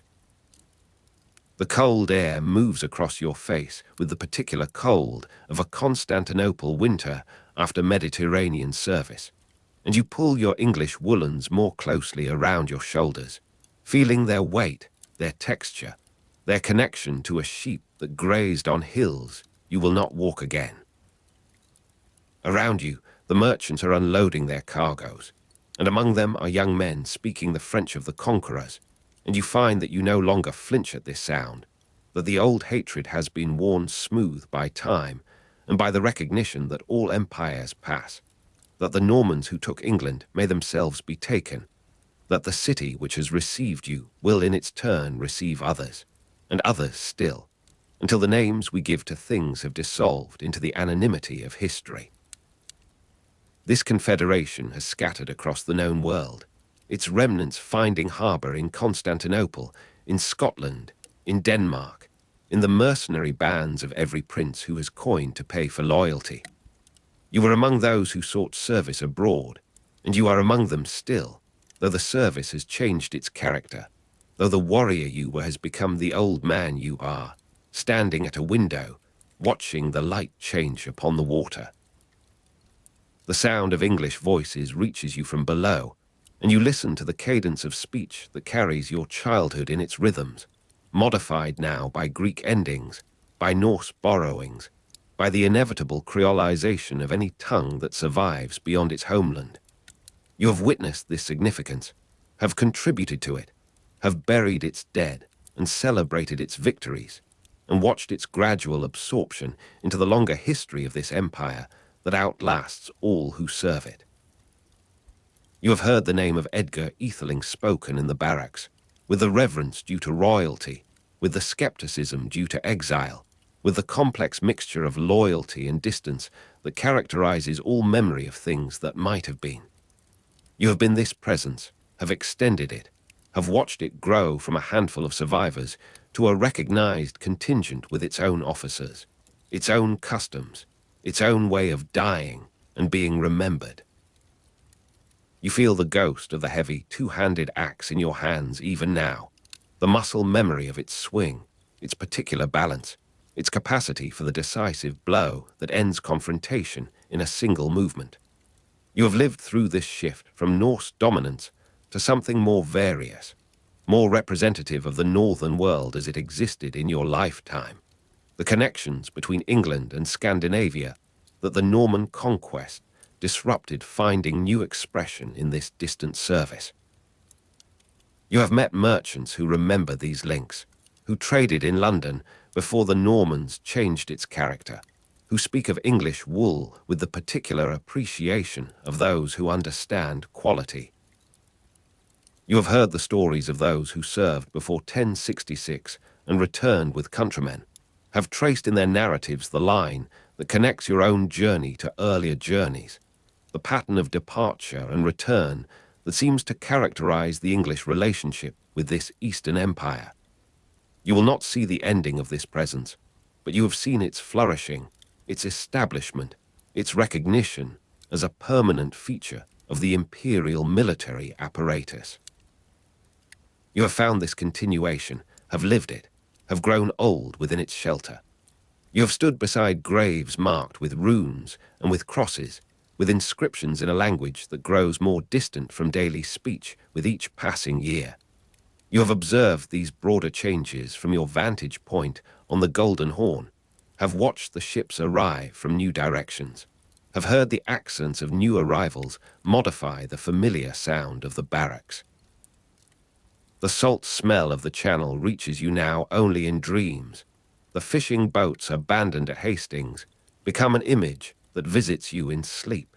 indistinguishable from memory, and from the stories you have told so often they have become indistinguishable from memory themselves. You are standing in the last light of a winter afternoon, and the particular ache of exile has become your native temperature, the condition in which you have lived so long that other conditions seem unnatural, seem borrowed from the lives of others. The cold wraps around you like a familiar garment, and your English woolens hold their warmth against the darkening air, their weave dense with the knowledge of northern shepherds, of pastures that exist in a geography of longing rather than of reachable distance. The sound of English voices rises and falls below your window, and you listen to the particular music of your childhood tongue, modified by years, by contact, by the inevitable alteration that time works upon all things that persist. You have known these children of exile, have watched them grow into soldiers and merchants and priests of the Greek rite, have seen the particular sorrow of exile give way to the ordinary contentment of those who have never known another home. You are standing at the harbour at dawn, and the light comes up over Asia with the particular quality of eastern light, different from the grey dawns of your childhood, yet possessed of its own beauty, its own capacity to stir in the watcher something like hope.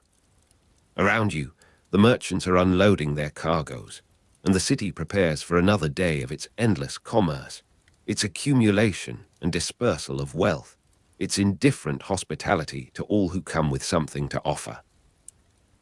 The Norman ships had become, in your later years, less a source of pain than a meditation upon the strangeness of history, upon the paths that lead from any single moment to consequences unimagined by those who lived that moment. The cold air moves across your face with the promise of another winter, another season of fires and wrapped garments, and the slow conversations of those who have little left to prove and much to remember. The flatbreads and olives had become as natural as any bread you might have eaten in another life, and you understand now that familiarity is not a quality of places but of time, that any place becomes home if lived in long enough, loved in long enough, buried in long enough. The particular ache of exile has found its resolution not in return, which was never possible, but in persistence, in the simple fact of having continued, of having made from the materials of loss a life that was, in its own terms, sufficient. You have been this presence, have extended it by your survival, your service, your willingness to adapt without quite surrendering the core of what you were. The sound of English voices will continue after your voice has ceased, will modify and adapt, and perhaps eventually disappear into the larger currents of history. As all voices eventually disappear, as all empires eventually fall, as the particular cold of this winter morning will give way to spring and to other winters, and to the slow forgetting of everything that has seemed, in its moment, permanent. You are standing at the window, and the light changes, and the city moves through its eternal rhythm of day and night, of arrival and departure, of the living replacing the dead in an exchange that has no end and requires no justification. You have lived beyond this ending, have made of your exile a kind of continuation, have found in distant service not the kingdom you lost, but the dignity of service itself, the respect of comrades, the slow accumulation of years that becomes, when nothing else remains, a kind of home. You have been this significance, have carried it in your body, your memory, your willingness to stand when standing was required, and to rest, finally, when rest became the only remaining option.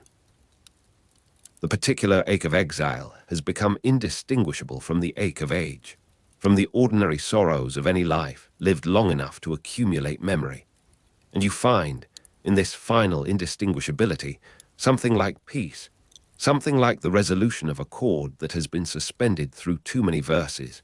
finding at last its proper tone, its completion, its quiet ending in the silence that follows all sound. You are standing at the edge of a clearing in upland as the first frost of autumn settles upon the grass,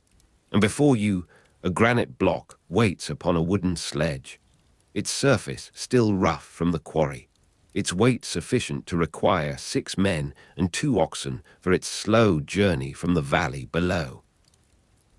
The stone will stand here for centuries, though the men who raise it cannot know this, cannot comprehend the span of years in which their words will gradually surrender to lichen and ice and the slow erosion of Scandinavian winters. Around you, the family gathers in silence, their breath visible in the cold morning air, their woolen cloaks dark against the pale sky.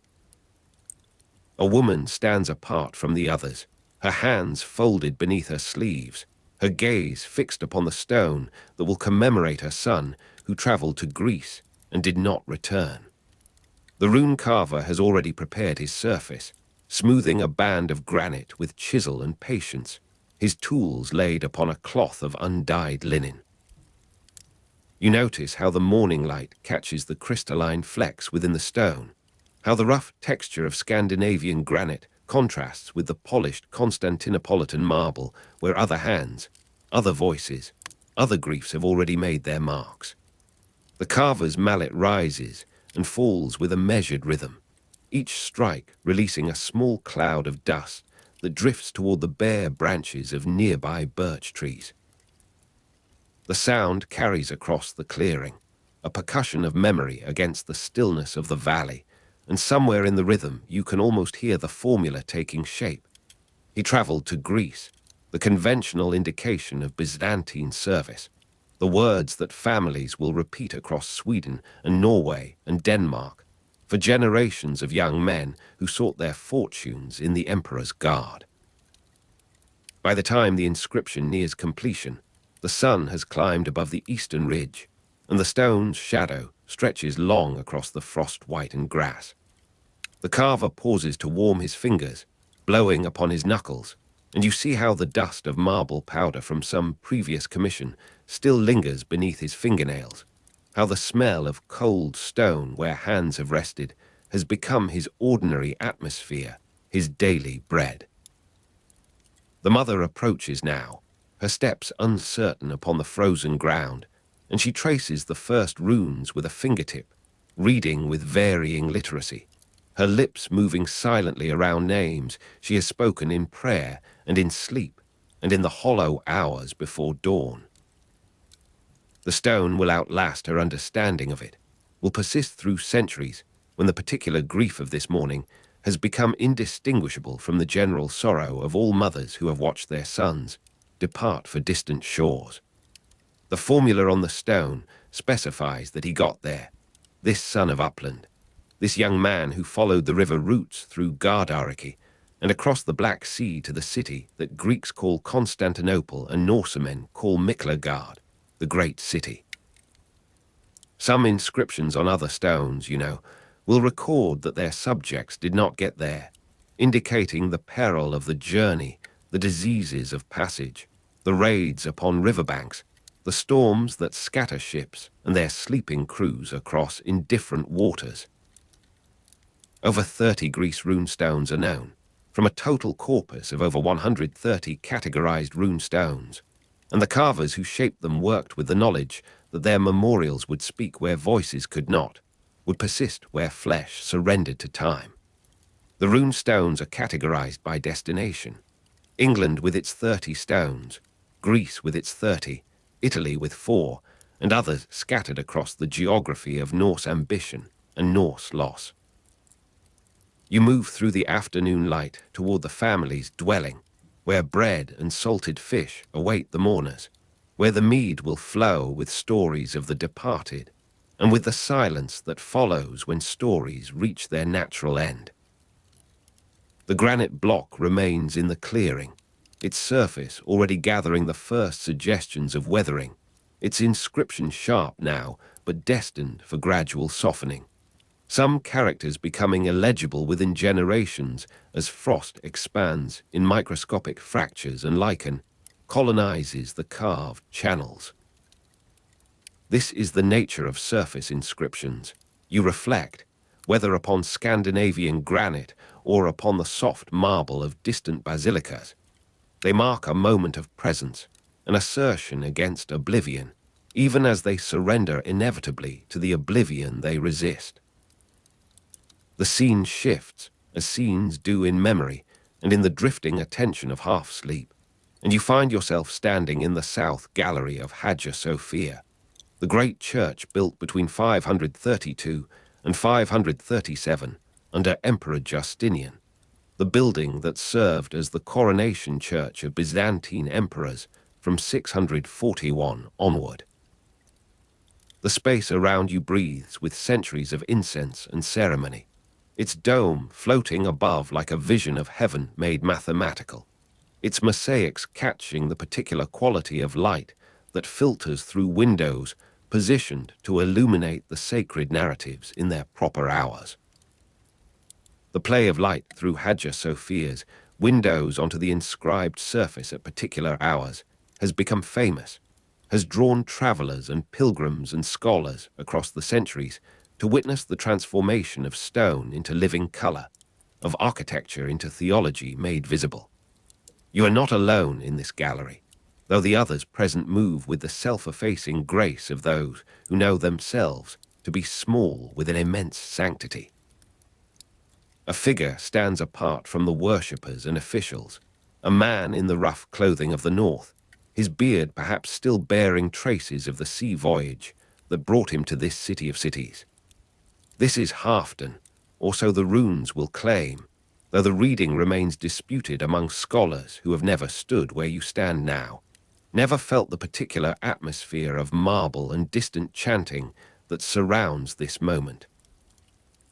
The Hagia Sophia inscription reads approximately, Halfdan carved these runes, or similar, the grammar uncertain, the boast implicit in the simple declaration of presence. The most famous Varangian inscription is this graffiti in Hagia Sophia, carved into the marble balustrade of the South Gallery, and it represents a moment of private assertion in the most public and sacred space of empire. The distant murmur of Greek liturgy from the nave below rises to your position in the gallery, incomprehensible to the carver, though not without its effect upon him. The cadence of sacred language moving through the air like another kind of architecture,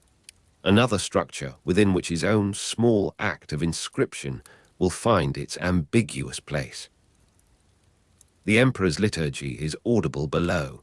the voices of priests and choir interweaving in melodies ancient when Halfdan's grandfather was young,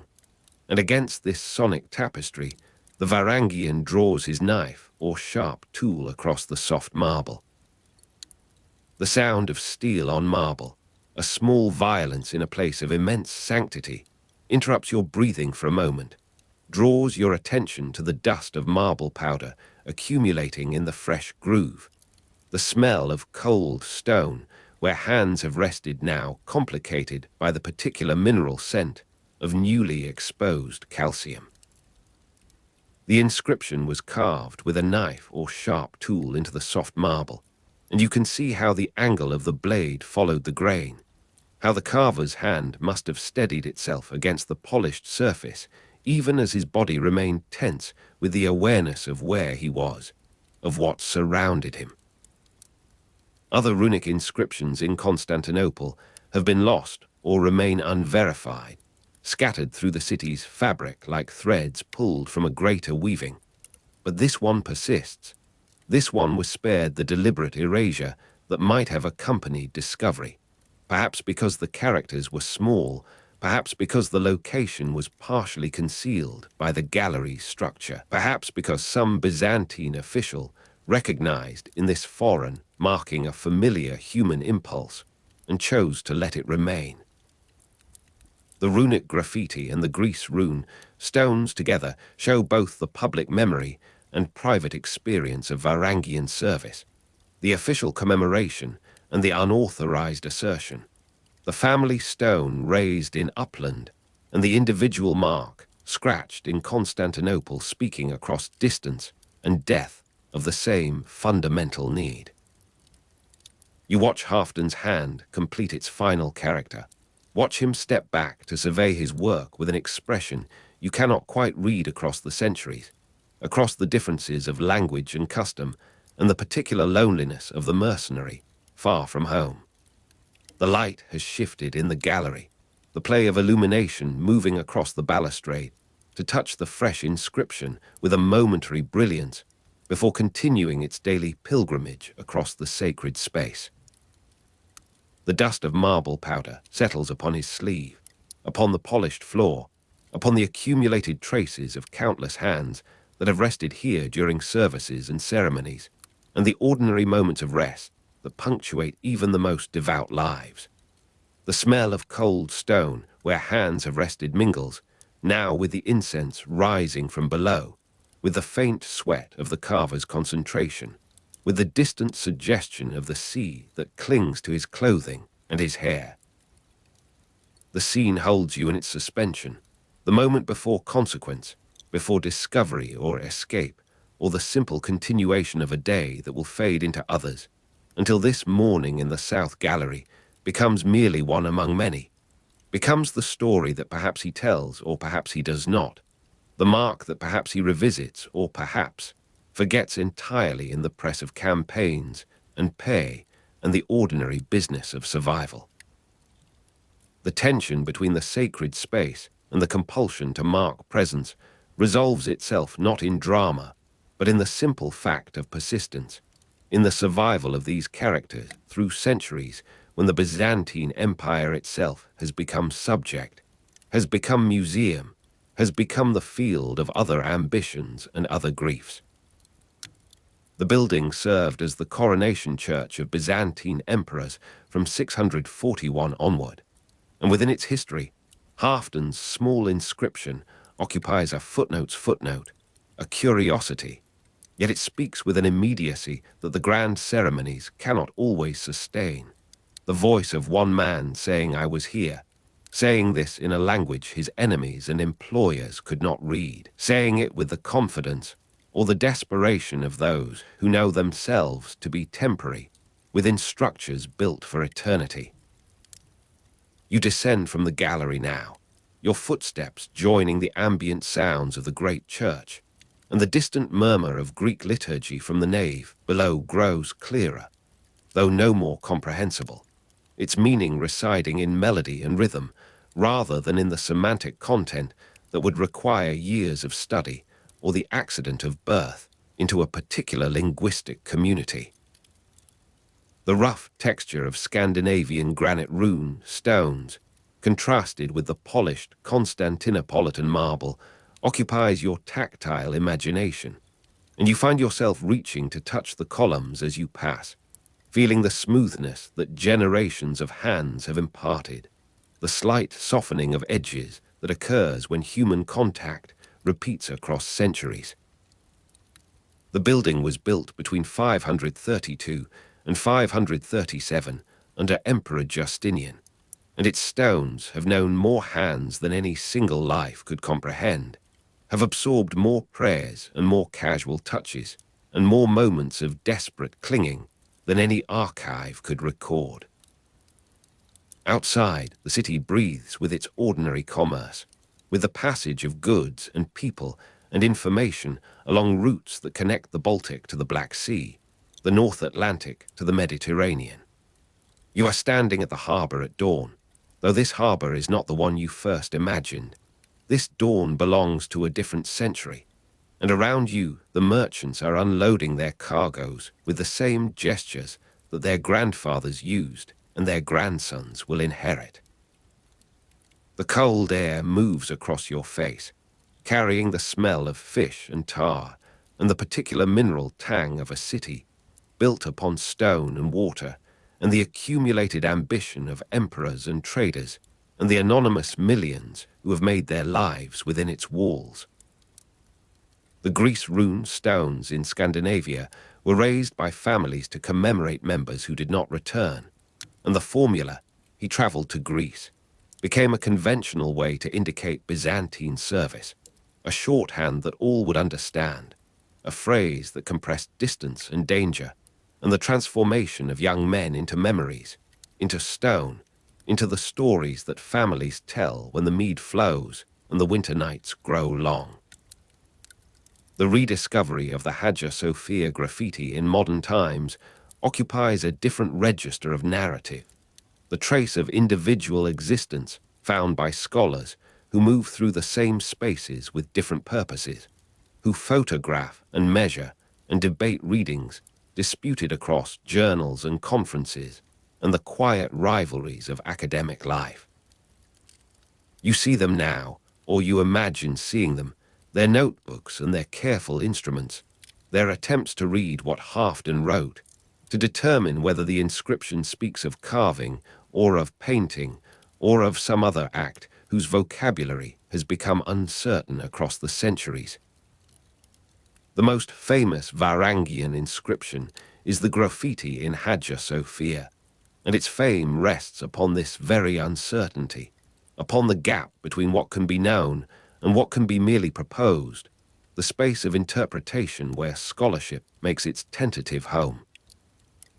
The light through the windows has shifted again, has become the light of late afternoon, of a day moving toward its completion with the same inevitability that moves all days, all lives, all empires toward the silence that follows all sound. The dust of marble powder is long settled, has become part of the building's substance, indistinguishable from the other dusts of centuries, the other particles of human presence and absence that accumulate in any space inhabited long enough. You rest your own hand upon the balustrade now, feeling the slight irregularity where the knife or sharp tool cut into the soft marble, the subtle texture that distinguishes the inscription from its surrounding surface. The smell of cold stone where hands have rested has become familiar, has become your own atmosphere in this moment of prolonged attention,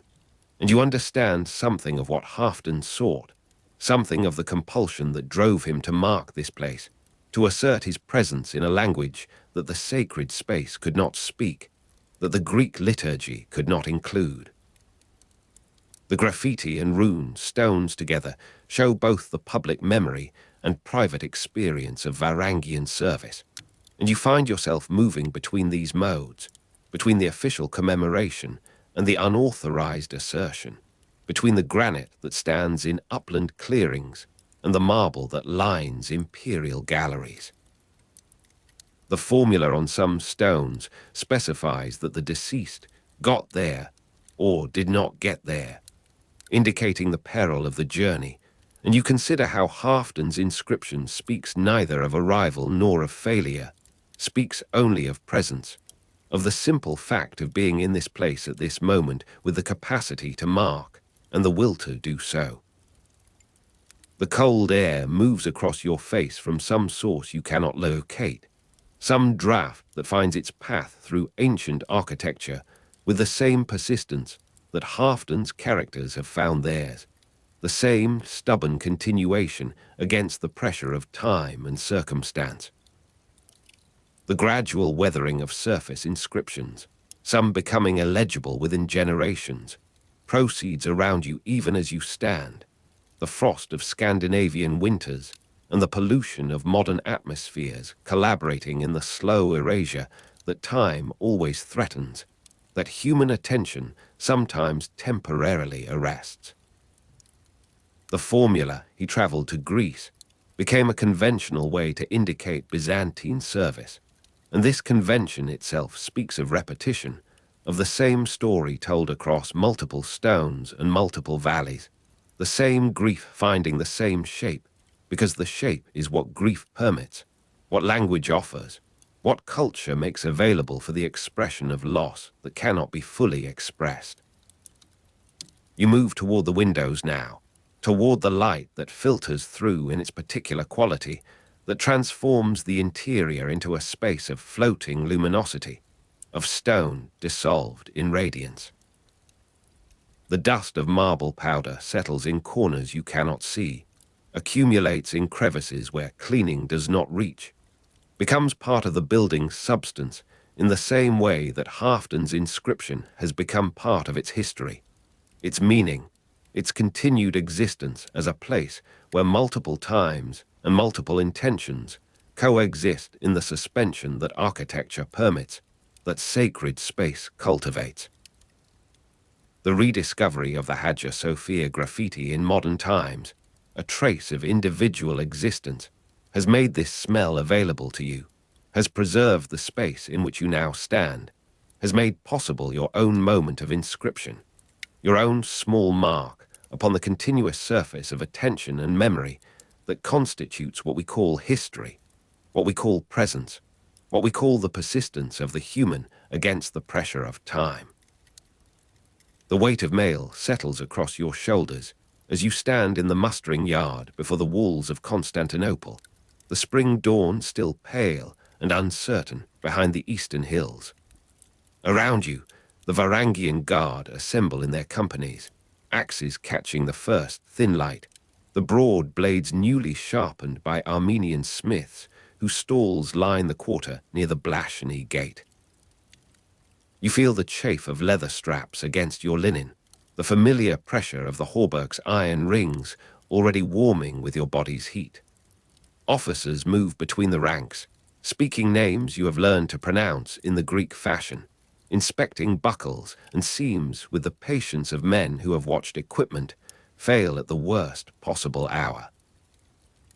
The smell of oiled metal rises from 100 weapons, mingling with the stable perfumes that still cling to the wool of your cloak, though within days that scent will be replaced by horse sweat and the dust of the Anatolian plateau. The muster proceeds without hurry, for haste belongs to the moment of battle and to no other moment. You watch a veteran from the English company demonstrate the proper edge to a younger man whose hands still remember the fishing nets of Gotland, his voice low, his gestures precise. The Emperor's banner hangs limp above the gate, the silk heavy with dew, and somewhere beyond the walls the suburbs are waking to another day of commerce and complaint, unaware that 3,000 Axemen will march before noon. Water is distributed from leather skins, the taste already faintly brackish, a preview of the cisterns that await in the interior. Your axe rests against your shoulder, the haft smooth with years of use, the wedge-shaped head a shape you have come to trust more than any other object in your possession. By the third hour the column begins to move. The Varangians assign their place in the order of march, behind the thematic cavalry, and before the supply wagons whose oxen strain at unfamiliar loads. The road climbs gradually away from the sea, and with each mile the air grows thinner, drier, carrying less of the salt you have grown accustomed to in your years beside the Bosphorus. The Anatolian plateau unfolds before you in shades of ochre and grey-green, a landscape that offers no shelter from the sun that strengthens with every passing day. You learn to drink sparingly from your skin, to measure the moisture on your tongue against the distance, yet to travel, for water here is guarded jealously, collected in underground cisterns that belong to villages whose names you will not remember. The forced march continues through country that reveals itself only in broad gestures, in the distant line of mountains that never seems nearer, in the dry riverbeds where your boots raise dust that settles on every exposed surface. Around you, the merchants of the baggage train speak in dialects that fragment the Greek you have struggled to acquire, their voices flat with the resignation of men who have made this journey before and found nothing in it to celebrate. The Varangian Guard march in their blocks, the rhythm of their advance measured by the soft percussion of axe hafts against thigh and shoulder, a sound that becomes indistinguishable from your own heartbeat after sufficient hours. The chafe of leather straps grows familiar, then painful, then familiar again as calluses form and thicken across your hips and collar. Night finds you in a camp laid out with the geometric precision that Byzantine commanders demand, the fires small and hidden from enemy observation, for the Seljuk Turks are somewhere to the east, their horse archers moving across this same plateau with a mobility that mocks the infantry pace. You sit with your back against a saddle, the cold of the mountain passes, already gathering in the darkness above, your mail a cooling weight that steals warmth from your chest. The taste of brackish water lingers, metallic and necessary, drawn from a cistern whose keeper counted every jar with the suspicion of a man who has watched too many armies pass through his village. Somewhere to your left, a man from the English company recites a prayer in a language that predates his service, the words shaped by a coast far from this dry interior.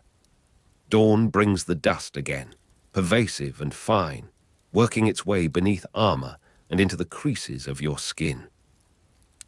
The horse sweat of the cavalry mounts mingles with this dust, creating a particular smell that will mark your memory of this campaign more surely than any visual detail.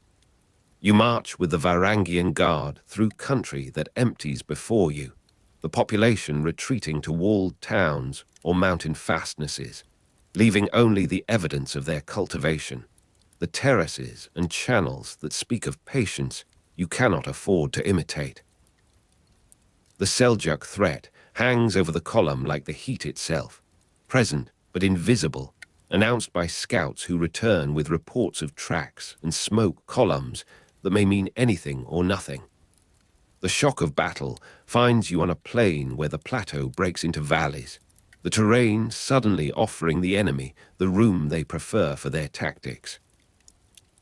You hear them before you see them, the massed hoofbeats of mounted archers wheeling across your front, their arrows already falling in arcs that seem to defy the geometry of attack.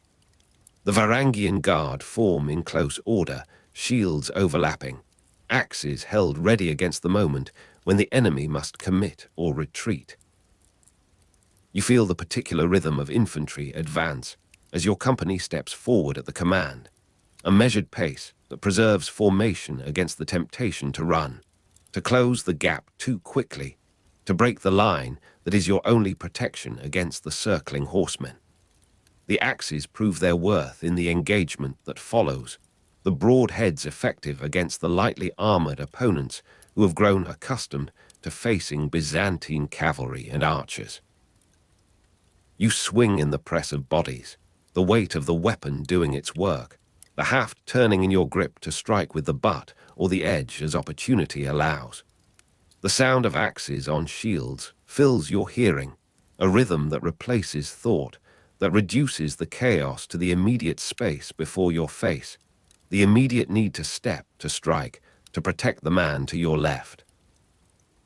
The Varangian Guard are held in reserve for decisive moments, but this moment has become decisive, the Emperor's position threatened by an enemy who has mistaken caution for weakness. The battle ends as such battles end, with the withdrawal of an enemy who cannot afford casualties and the exhaustion of an army that cannot afford pursuit. You stand among the Varangian Guard, your mail heavier now with the sweat of exertion, the summer heat suddenly oppressive where before it had been merely present. The dead are counted, the wounded collected, and you learn that the campaign against the Seljuk Turks in Armenia and Anatolia from the 1040s onward has already begun to exact its familiar price. The taste of brackish water returns as you drink from your depleted skin, the cisterns of the interior still distant, the memory of Constantinople's fountains suddenly precious beyond measure. The months that follow bring other engagements, other marches, the Guard's foreign status making them useful for operations against Byzantine subjects where native troops might hesitate. You fight in the Balkans against Bulgarian rebels, including the campaigns against Peter II Deljan in 1040 and 1041. The terrain different there, greener, more forgiving of infantry, but the demands of the march remaining constant, the equipment never lighter, the leather straps never less inclined to chafe. You learn to sleep in the armor you must wear, to wake with the weight of mail already pressing against your consciousness before your eyes open. The summons to Italy arrives with the autumn, a naval expedition that carries the Varangian Guard across seas that none of your company have crossed before. The ships of the Byzantine fleet are larger than the vessels you knew in the Baltic, their construction unfamiliar, their motion more complex and more nauseating. Seasickness afflicts the Northern Warriors, the English and Scandinavians whose stomachs have not adapted to the Mediterranean's particular rhythm. You lean against the rail as the coast of Calabria appears and disappears in the haze, the unfamiliar warmth of the autumn air already asserting itself, the moisture that clings to your skin where the Anatolian dust had dried it. The Normans in southern Italy have become a de facto independent power by the mid-11th century, and the campaigns against Norman and Lombard forces occupy the winter months that follow your landing. You accompany the Emperor on operations in terrain that does not always permit the heavy infantry tactics that complement Byzantine cavalry and archer formations. The sieges are long, the fortifications stubborn, the malaria that festers in the camps more deadly than any enemy sortie. You watch comrades weaken with fever, their faces yellowing, their grip on their axes loosening as the illness progresses. The cold of mountain passes at night offers some relief from the lowland heat, the fires small and hidden from observation, though here the watchers come as often from local populations whose loyalty shifts with the news of each distant engagement. The naval expedition continues, for the Varangians serve against Arab pirates in the Mediterranean, their skills adapted to the demands of ship combat. You learn the terror of Greek fire, the Byzantine weapon that burns on water, that transforms the wooden world of naval warfare into something that resembles the descriptions of hell you heard in childhood. The Guard are sometimes employed in boarding actions, their axes devastating in close quarters encounters where the press of bodies recalls the infantry formations of the plateau, but the footing is less certain, the consequences of a misstep more immediate. You swing your axe in one such encounter, the blade catching in an enemy's shield rim, the momentum of your pull nearly carrying you into the gap between hulls where the fire floats and consumes. The return to Constantinople comes after years rather than months. The campaign in Sicily during Byzantine attempts to recover the island from Muslim rule, having extended your absence beyond any expectation.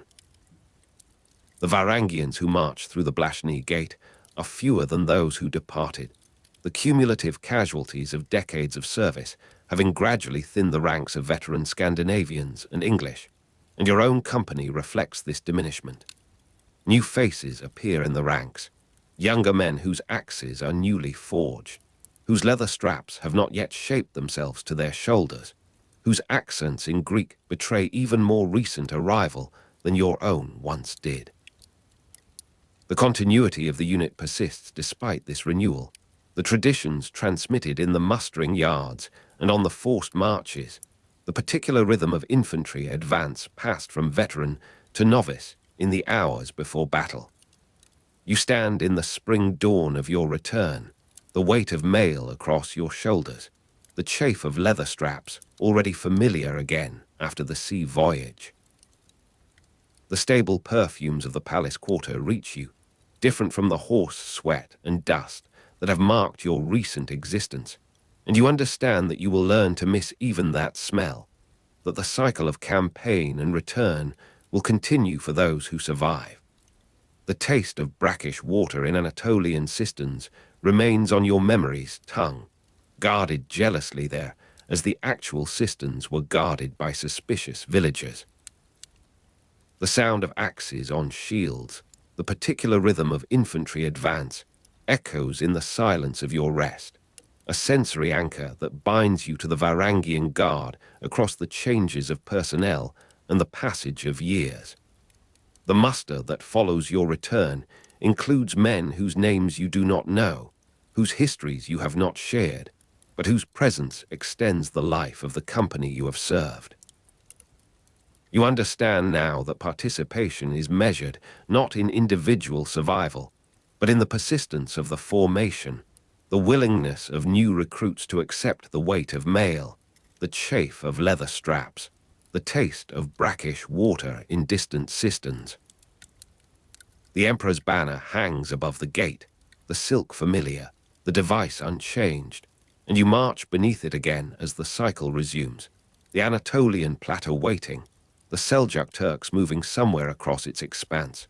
the cold of mountain passes at night, a sensation you will experience again before the year is complete. The night fires of memory burn small and hidden from enemy observation, but they burn, and in their warmth you feel the continuity that exceeds your own presence. The Varangian Guard's heavy infantry role complemented Byzantine cavalry and archer tactics in engagements you will not survive to witness.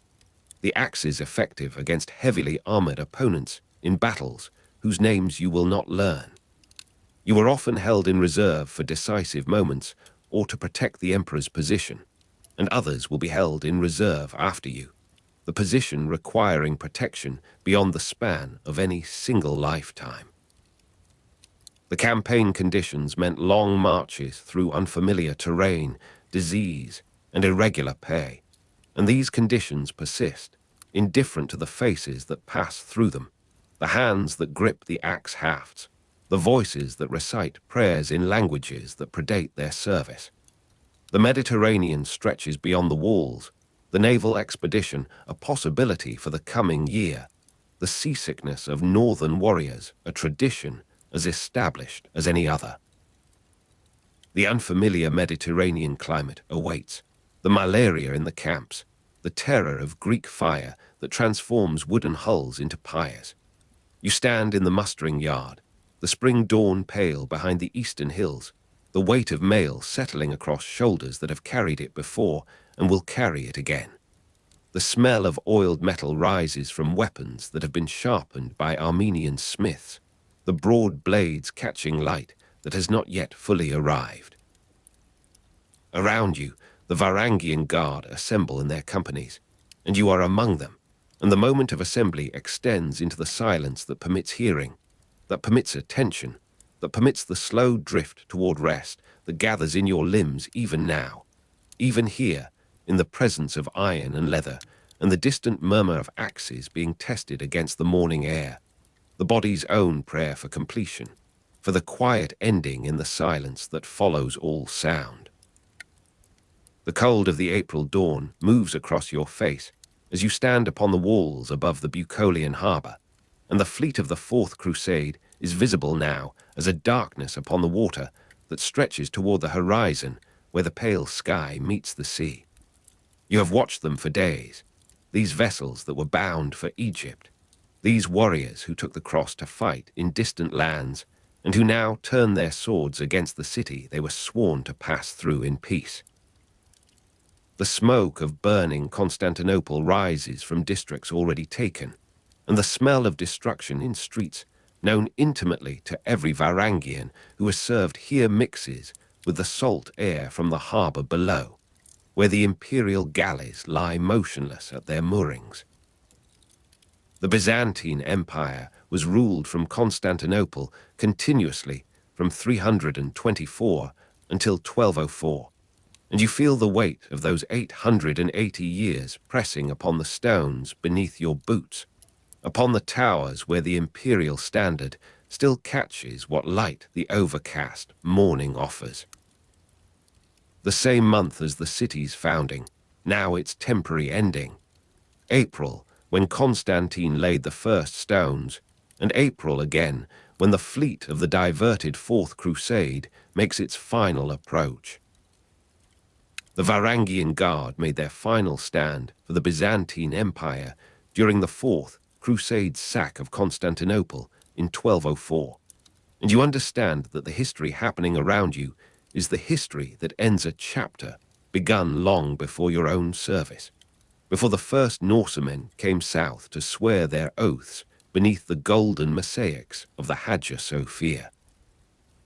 The cold of the April dawn settles into the mortar between the stones, into the leather of your gauntlets, into the breath that clouds before your face. Emperor Alexios, the fifth Doukas Mertsuflos, moves through the courtyard of the Bucolian where the guard have assembled, and his voice carries the particular dryness of the mouth after hours of combat, though he has not yet fought this day, has perhaps never fought at all. You watch him from your place in the ranks, this emperor whose loyalty the Varangians hold even now, even as the walls tremble with the impact of the Crusader siege engines that have been dragged through streets where merchants once sold silk and spices from the farthest reaches of the known world. The taste of fear and exhaustion is already present among the assembled companies, the particular dryness of the mouth after hours of combat that comes even before the combat itself, in the waiting that precedes all violence. Around you, the merchants are not unloading their cargoes. The harbour lies empty of trade, and only the imperial galleys remain, their oars shipped, their crews standing silent upon the decks. The emperor's final orders come as the sun rises higher, burning away the last mist from the water where the Crusader fleet waits with patient malice. He speaks of defense, of the palace and the Bucolian harbour that must be held against the onslaught, of the Varangians as the last organized resistance against the Crusader onslaught that will soon pour through the breaches in the land walls. The Guard's loyalty to the last emperor, Alexios V Doukas Mertsuflos, ended with his flight, but that ending has not yet arrived, and you stand in the moment before the ending, the axe heavy in your hand, the weight of the haft familiar as your own bones. The smoke of burning Constantinople drifts across the courtyard, and the smell of destruction in streets known intimately rises from the quarter near the Pantocrator monastery, where the flames have found ancient timber and newer construction alike. The breach of the walls comes not with a single catastrophic collapse, but with the steady erosion of stone and morale, with the Crusaders who have found their way through the defences that once seemed impregnable. You move through the fighting retreat through streets known for 2 centuries, the Varangians falling back in good order toward the palace that has been their station since the days when Harald Hardrada sent his own men to serve the emperors of Miklagard. The clash of axe against plate armor, a sound heard for the last time in the city's defense, rings now in the narrow street where the houses press close, and the sky is reduced to a ribbon of pale blue above the tilting roofs. A Crusader knight falls before your blade, and the sound of his armor striking the cobblestones joins the greater music of defeat that plays across the quarter. The sack of 1204 destroying or dispersing much of the accumulated wealth and archives of centuries with each step the invaders take. The Varangian Guard served Byzantium for roughly 2 centuries, and their service is traditionally said to have ended with the chaos of the Fourth Crusade's sack of Constantinople in 1204, when the city burned and Crusaders plundered its monasteries. The cold of the April dawn has given way to a cold of a different kind, the cold of exertion and the sweat that freezes against the skin beneath your mail, the cold of knowing that the restoration in 1261 lies beyond any lifetime you will live, that the Byzantine Empire ruled from Constantinople continuously from 324 until 1204 will not see its continuity restored in any form that you might recognize. The taste of fear and exhaustion fills your mouth with copper and ash, the particular dryness of the mouth after hours of combat that no water can relieve, that speaks of the body's recognition of its own limits. Hagia Sophia was desecrated during the sack, with looting and violence in the sacred space, and the word reaches you even as you fight your way backward through streets that grow more unfamiliar with each passing hour, though you have patrolled them for years, though you have stood guard at the thresholds of the very houses now being stripped of their furnishings and their inhabitants. The Varangians defended the imperial palace and the Bucolian harbour during the final assault, and you understand now that this defence is not a holding action but a final rite, the last performance of a duty that has outlasted the empire it was meant to sustain. The smoke of burning Constantinople thickens until it seems a medium you move through rather than air, and the smell of destruction in streets known intimately becomes the only smell, replacing the familiar odours of bread and fish and the salt harbour, replacing even the incense that once drifted from the churches in their endless round of offices. The last stand at the palace gates comes as the afternoon light turns the smoke to gold and rose, a false beauty that mocks the violence beneath it. Axes against the Crusader knights, the Varangians form their shield wall across the entrance to the Bucolian complex, and you stand in the second rank with the weight of the axe across your shoulder, waiting for the command to step forward into the gap where your comrade has fallen. The clash of axe against plate armor fills the courtyard with a percussion that drowns the cries of the wounded and the dying, that drowns even the crackle of the flames consuming the palace outbuildings. Some Varangians may have accompanied the imperial family into exile in Nicaea, but the family has already fled, and the emperor with them. The Guard's loyalty to the last emperor, Alexios V Doukas Murtzouphlos, ended with his flight, though you did not witness that ending, though you stand here still in the belief that the imperial standard flies somewhere behind you. The silence of the palace after evacuation descends gradually, as the fighting thins and the surviving Varangians find themselves in possession of ground that no longer matters, that has been abandoned by the power it was meant to protect. The echo of footsteps where thousands had served follows you as you move through the corridors of the Bucolian. The taste of fear and exhaustion, now so familiar it seems a flavor you were born to. The particular dryness of the mouth after hours of combat that has become your natural state. The Latin Empire of Constantinople from 1204 to 1261 is being born in the blood that pools upon these floors, in the bodies that lie tangled in the courtyard where the Varangians assembled at dawn, where the emperor gave his final orders that were not final after all, that ended with his flight and the dissolution of the command structure that made obedience meaningful. The choice presents itself in the grey hours between the fall of darkness and the rise of a sun that will illuminate a changed city. Death, flight, or service to new masters.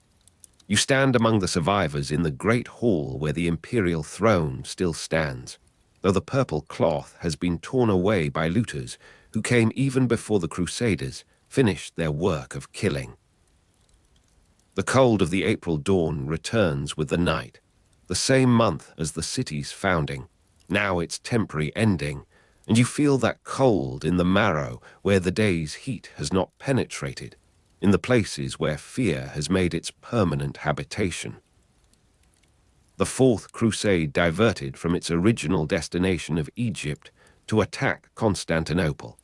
and you have seen the result of that diversion in the faces of the Crusaders who now occupy the quarters beyond the palace,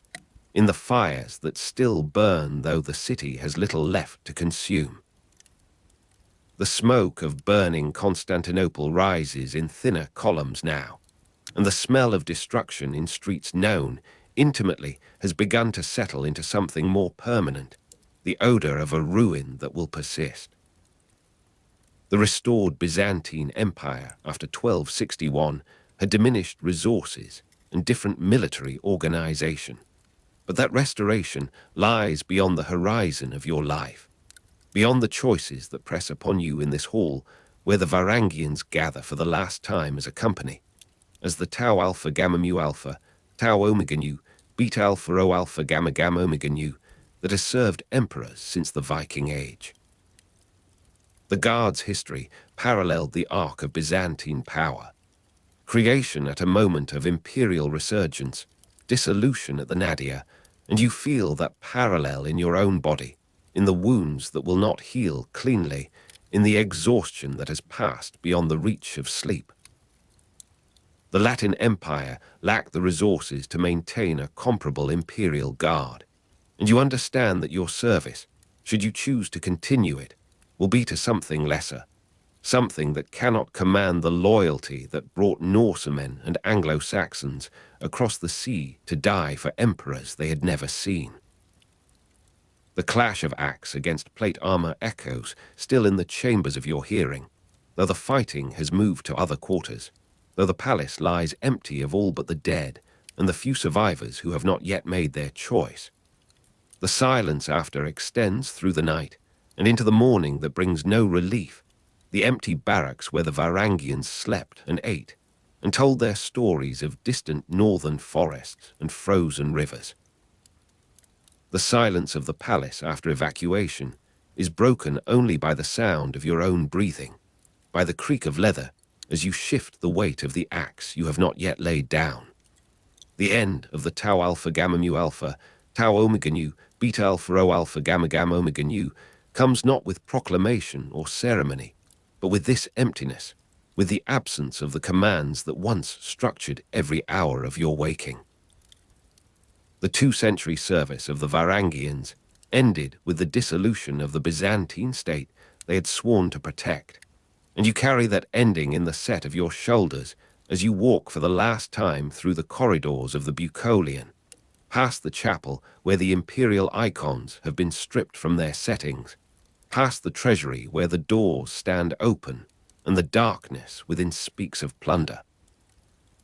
The smoke of burning Constantinople has begun to dissipate, and the smell of destruction in streets known intimately gives way to the sharper smell of the sea, of the harbour where a few vessels still lie at anchor, where flight remains possible for those who choose it. The taste of fear and exhaustion has yielded to a different taste now, the flatness of the mouth when emotion has been exhausted, when the particular dryness of the mouth after hours of combat has become simply the way your mouth is, the way it will be until you find water, until you find rest, until you find some resolution to the story that has ended here. Their final moments are poorly documented, fitting for a unit that had always served in the shadows of power, and you understand the justice of that obscurity as you make your choice in the grey light, as you lay down the axe or lift it once more, as you turn toward the harbour or toward the interior of a city that will not know Byzantine rule again in your lifetime, that will not see the restoration in 1261, except as the achievement of others, of the emperors in exile, who will slowly gather the fragments of this shattered realm. The silence of the palace after evacuation settles into something permanent,